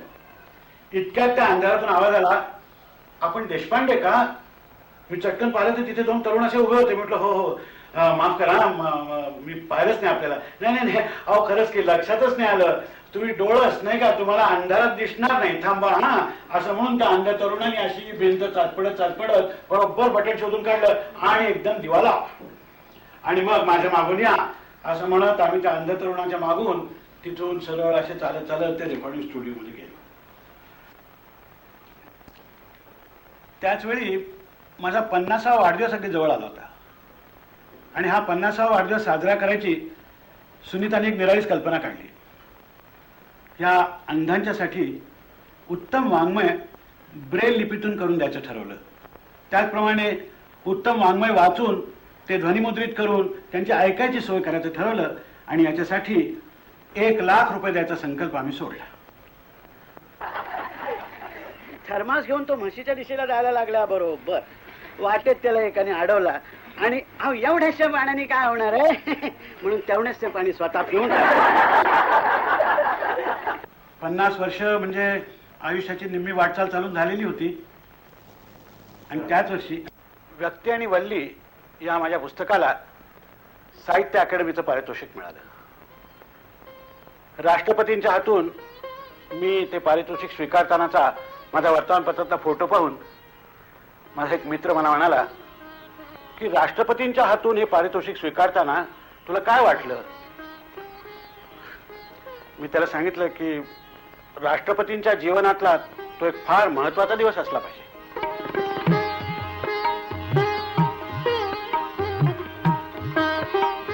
मला साहित्य अकादमीचं पारितोषिक मिळालं, झालंच तर संगीत नाटक अकादमीचं पारितोषिक मला मिळालं. गौरवाचे अनेक प्रसंग आयुष्यात आले. मी नाट्य संमेलनाचा अध्यक्ष झालो. 50 वर्षाच्या आयुष्यात साहित्य, संगीत, कला, राजकारण, समाजकारण अशा निरनिराळ्या क्षेत्रातल्या असंख्य लोकांचा स्नेह मला लाभला, प्रेम मिळालं आणि माझ्या वाचकांचं आणि श्रोत्यांचं तर मला म्हणजे खूपच प्रेम मिळालं.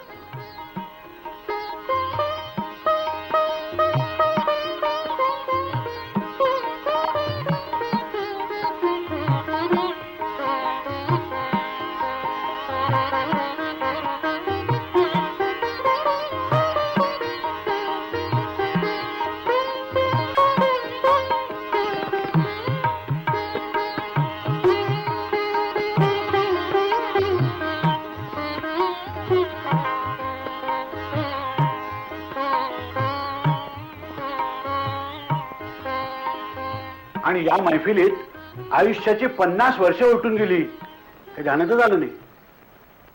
आणि एकदम मूळ बंगालीतून रवींद्रनाथ टागोर वाचायचा आपला राहून गेला ही रुखरुख मनाला लागली आणि मी आपला सरळ जाऊन शांतिनिकेतनामध्ये तळच ठोकला.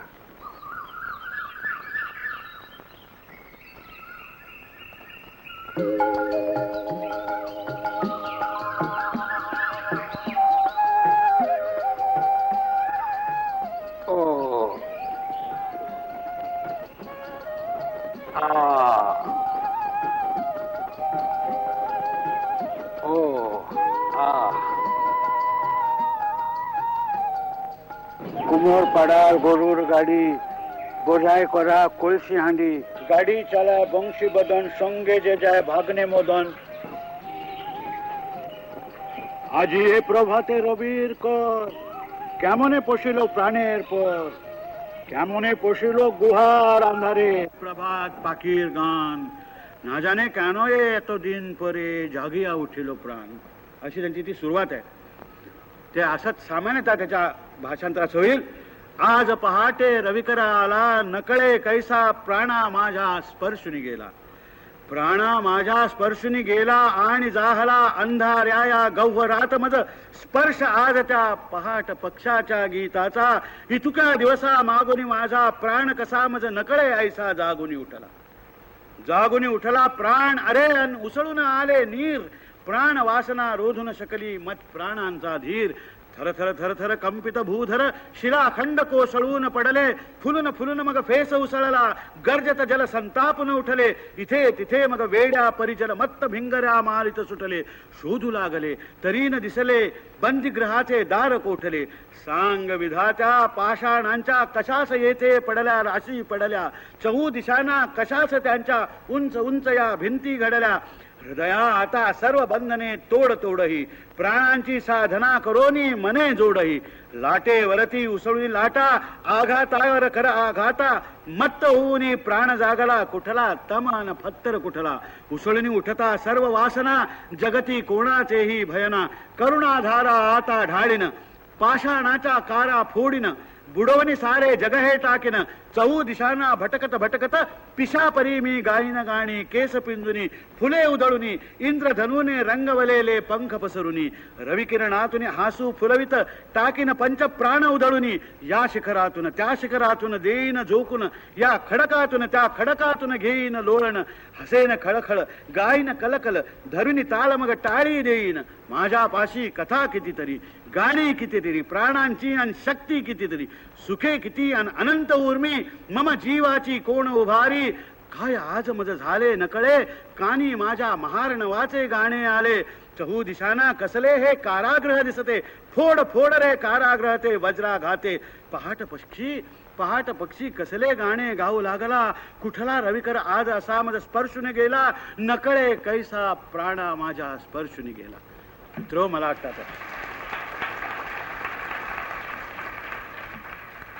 गेले 2-3 दिवस रवींद्रांच्या सहवासात नेऊन आणण्याचा मी आपल्याला प्रयत्न केला. अमार जीवन अमार बाणी या उक्तीची सत्यता पटवणारी ही कविता आहे. आम्ही वैकुंठवासी आलो याच कारणाशी बोलले जे ऋषी साच भावे वर्ताया असं साच भावानी वर्तन करणारा अशा प्रकारचा हा महाकवी. याच्यावरती बोलताना एवढंच होतं वाचलं त्याचं की आपणच निर्मळ झालो असं आपल्याला त्या क्षणाला वाटायला लागतं. आपल्यातला मी हा सबळ होतो निर्मळ होतो.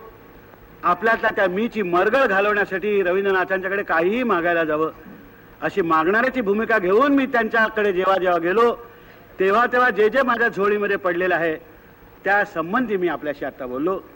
रवींद्रनाथ आणि मी असं ज्यावेळी मी म्हणतो त्यावेळी एक उदार दाता आणि एक सदा अतृप्त याचक हेच आमचं नातं असतं. रवींद्र भारतींनी मला दिलेली डॉक्टर ऑफ लिटरेचर ही पदवी मी रवींद्रनाथांच्या साहित्याचा भक्त म्हणून मला मिळालेला प्रसाद आहे असं मी मानतो. त्याआधी इचलकरंजीला झालेल्या अखिल भारतीय मराठी साहित्य संमेलनाच्या सुवर्ण महोत्सवाच्या वर्षाचं मला अध्यक्षपद देऊन आजवर मी जे काही लिहिलं त्याची माझ्या मराठी वाचकांनी प्रचंड दाद दिलेली होती. मित्र हो, साहित्यातल्या थोरवीशी जातीचा धर्माचा स्त्री किंवा पुरुष असण्याचा काही संबंध नाहीये. उगीचच हा राजकारणातला स्वार्थी गोंधळ साहित्य कलेत आणण्याची काही आवश्यकता नाहीये. शेवटी साहित्य उभं राहतं ते स्वातंत्र्यासारखं आत्मतेजो बलच उभं राहतं. माझा विनोद तुम्हाला रुचला नाही म्हणून मुख्य प्रधानांची वशिल्याची चिठ्ठी आणून मला तुम्हाला हसायला लावता येणार नाही.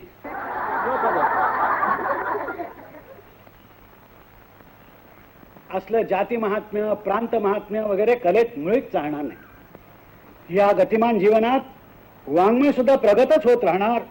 तेव्हा नव्या प्रतिमा, नवे शब्द, नवे आविष्कार, नवे विषय आले तर त्यांचं स्वागतच केलं पाहिजे. त्यातलं अस्सल असेल ते टिकेल आणि बाकीचं काळाच्या प्रवाहात वाहून जाईल असा माझा ठाम विश्वास आहे. कारण निर्मळ मनाने वाचणाऱ्याला निर्मळ मनाचं साहित्य कुठलं आहे आणि साहित्यात जीवनाचं दर्शन कुठे आहे आणि नुसतंच प्रदर्शन कुठे मांडलं गेलेलं आहे हे चांगलं कळतं. नव्या युगातल्या नव्या अनुभूतींचं दर्शन हे सौंदर्यासंबंधीच्या नीतीविषयक ज्या जुन्या काही कल्पना असतील त्यांच्याशी कधी कधी जुळणारं नसेलही. मग तसल्या लेखनाच्या आड आपल्या नीतिमत्तेच्या संरक्षणाची सबब सांगून शासन येईल. विद्यापीठातले पोटार्थी प्राध्यापक आणि विकत घेतलेले पत्रकार त्यांना साथ देतील.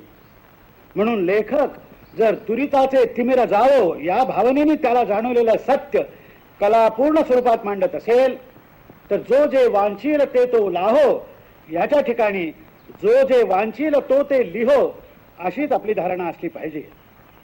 कारण माणसाच्या सुकृती इतकीच माणसातली विकृती हेही एक सत्य आहे.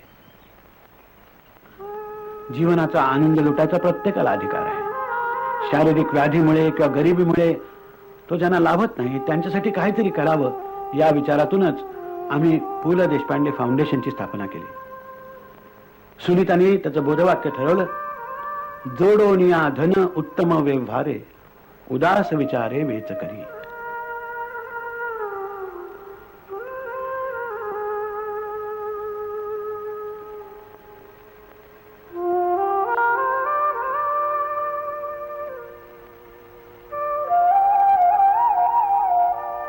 मी काही कोणी समाजसेवक नाही किंवा विचारवंत वगैरेही नाहीये. खरं सांगायचं म्हणजे मी आपला एक कर्मणूक करणारा माणूस आहे. मला माझ्या स्वतःच्या बाबतीमध्ये कलावंत हा शब्द वापरायला सुद्धा भीती वाटते. पण देशात ज्या वेळेला आणीबाणी आली त्यावेळी मात्र मला असं वाटलं की लोकशाहीच्या पायालाच काहीतरी हादरा बसलेला आहे. मला त्याचा राजकीय अन्वयार्थ त्यावेळी कळला नाही, अजूनही कळत नाहीये. पण त्याच काळामध्ये मी जयप्रकाश नारायणांच्या तुरुंगातल्या डायरीचं मराठीमध्ये स्वगत या नावाने भाषांतर केलं. जयप्रकाशजींच्या मुळातल्या प्रिझन डायरीचं पहिलं पुस्तक हे मराठीतून आलं याचं मला फार मोठं समाधान आहे.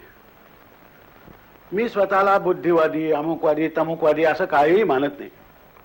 कधी देवापुढे हात जोडून मला अमुक एक काहीतरी दे असंही मी कधी मागितलेलं नाहीये. तो काय देणार? या जगामध्ये दुःख, दैन्य, दारिद्र्य, कीड मुंगीसारखे जगणारी माणसं सरळ डोळ्यापुढे दिसत असताना देव दिनांचा वाली आहे याच्यावर माझी काही श्रद्धा नाहीये. हां, पण कुठे जर असं टाळ मृदंगाच्या साथीमध्ये भजन बिजन जोरात चाललेलं असलं तर ते ऐकायला मला आवडतं. माझ्या टेबलावर तुकोबाचा गाथा आणि वुडहाऊसचा जीव्स अगदी आनंदाने एकत्र नांदत असतात. कधी वाचनात दंग असतो. अशा वेळेला दुरून कुठून तरी कुमार गंधर्वाचे सूर असे रेडिओवरून कानावर पडतात आणि मी त्या सुराच्या पंखावर बसून कैवल्याच्या गावाला निघून जातो. कुठे चार तरुण मंडळी एकत्र येऊन एखादा मस्तपैकी नाटक करत असतात. अशा वेळेला त्यांच्या पाठीवरती शाबासकीची थाप मारायला माझे हात शिवशिवत असतात.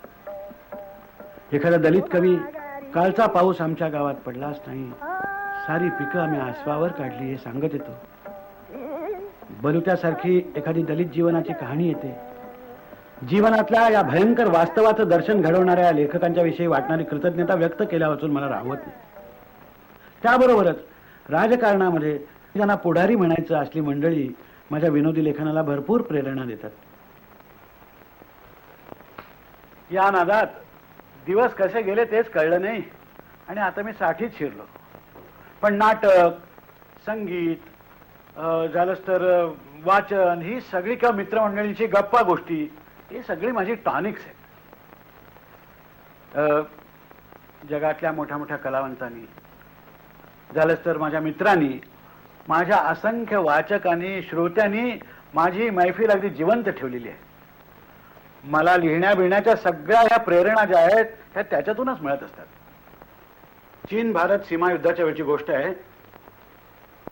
मी त्यावेळच्या दिवाळी अंकामध्ये एक माझं खाद्य जीवन नावाचा लेख लिहिला होता. म्हणजे मी आतापर्यंत जे काही खाल्लं त्याच्याबद्दलचा हा लेख होता. एके दिवशी मला सीमेवरच्या एका जवानाचंच पत्र आलं. त्याचं काय झालं होतं की दिवाळीच्या सुमाराला हे युद्ध झालं आणि अचानक या जवानाला युद्धावर जावं लागलं. जाताना त्यांनी काही 4 दिवाळी अंक बरोबर नेले होते आणि तिथे त्या हिमालयाच्या जीव घेण्या थंडीमध्ये तो कुडकुडायला लागला आणि काहीतरी शेकोटी करावी म्हणून त्यांनी हे दिवाळी अंक घेऊन त्यातले काही जाळायला सुरुवात केली, धग करायला म्हणून. त्यात त्याला माझा लेख असलेला अंक दिसला, माझे खाद्य जीवन. तो लेख त्यांनी वाचला आणि बेस कॅम्पमध्ये आल्यानंतर मला पत्र पाठवलं की तुमचा हा लेख वाचल्यानंतर हे सगळं खाण्यासाठी तरी मला जगलंच पाहिजे असा उत्साह माझ्या मनामध्ये निर्माण झाला. त्या वाचकाला हे माहिती नाही की जगण्यासाठी माझ्या मनामध्ये त्यांनी केवढा उत्साह निर्माण केलेला होता. मला ज्या वेळेला साहित्य अकादमीचं पारितोषिक मिळालं त्यावेळच्या भाषणामध्ये मी सांगितलं होतं की हे बघा, writing is a constant search for someone who will understand you, who will laugh with you or shed a tear with you. I have never had a fight with my readers. I laugh.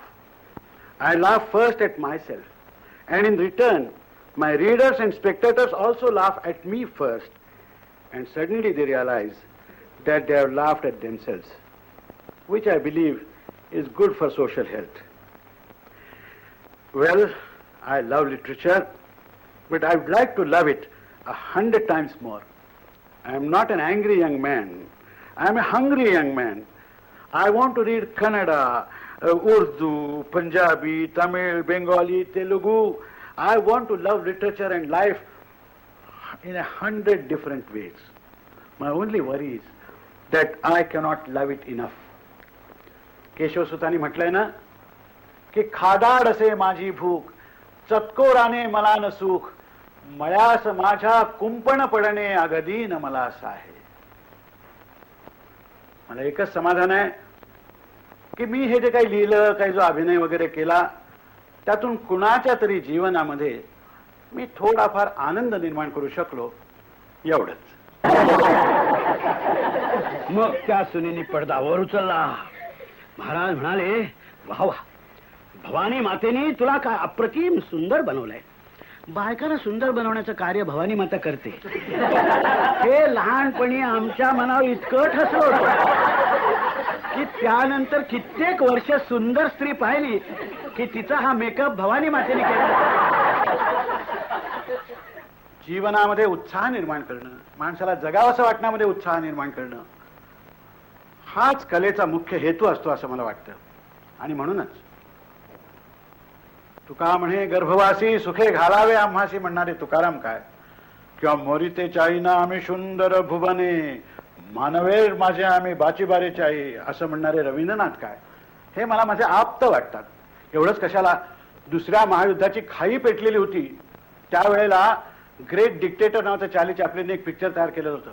त्याच्यामध्ये तो आपल्या प्रेयसीला म्हणतो, look up Hannah, the soul of man has been given wings and at last he is beginning to fly.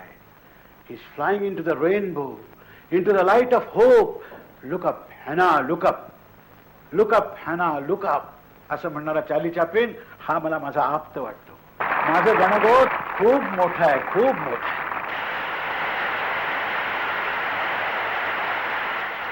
आता संध्या छायाना केव्हा दाटायचं तेव्हा दाटू देत, मी कशाला त्याची काळजी करू. आईला तीरावरतीच पाहण्यासारखं इतकं आहे की पहिल्या तीराची चिंता मी कशाला करायची. माझी मैफिल चालूच आहे.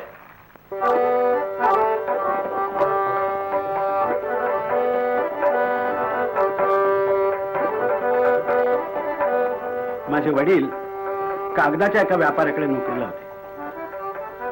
आपला मुलगा पुढे मागे साहित्य निर्मितीच्या नावाखाली कागदाचे अनेक रिम वाया घालवणार आहे हे त्यांना काय ठाऊक. रवींद्रनाथ आणि मी असं ज्यावेळी मी म्हणतो त्यावेळी एक उदार दाता आणि एक सदा अतृप्त याचक हेच आमचं नातं असतं. तमासगीर हा शब्द पुष्कळांना आवडत नाही. इंग्लिशमध्ये परफॉर्मिंग आर्टिस्ट असं म्हटलं की अगदी लगेच ते पटतं. पण तमासगीर याचं तसं वाईट काय? रंगमंचावरती जो अभिनय करतो, नृत्य करतो, गाऊन दाखवतो, तो तमासगीर नाही तर काय दुसरं? मी तरी दुसरं काय केलंय?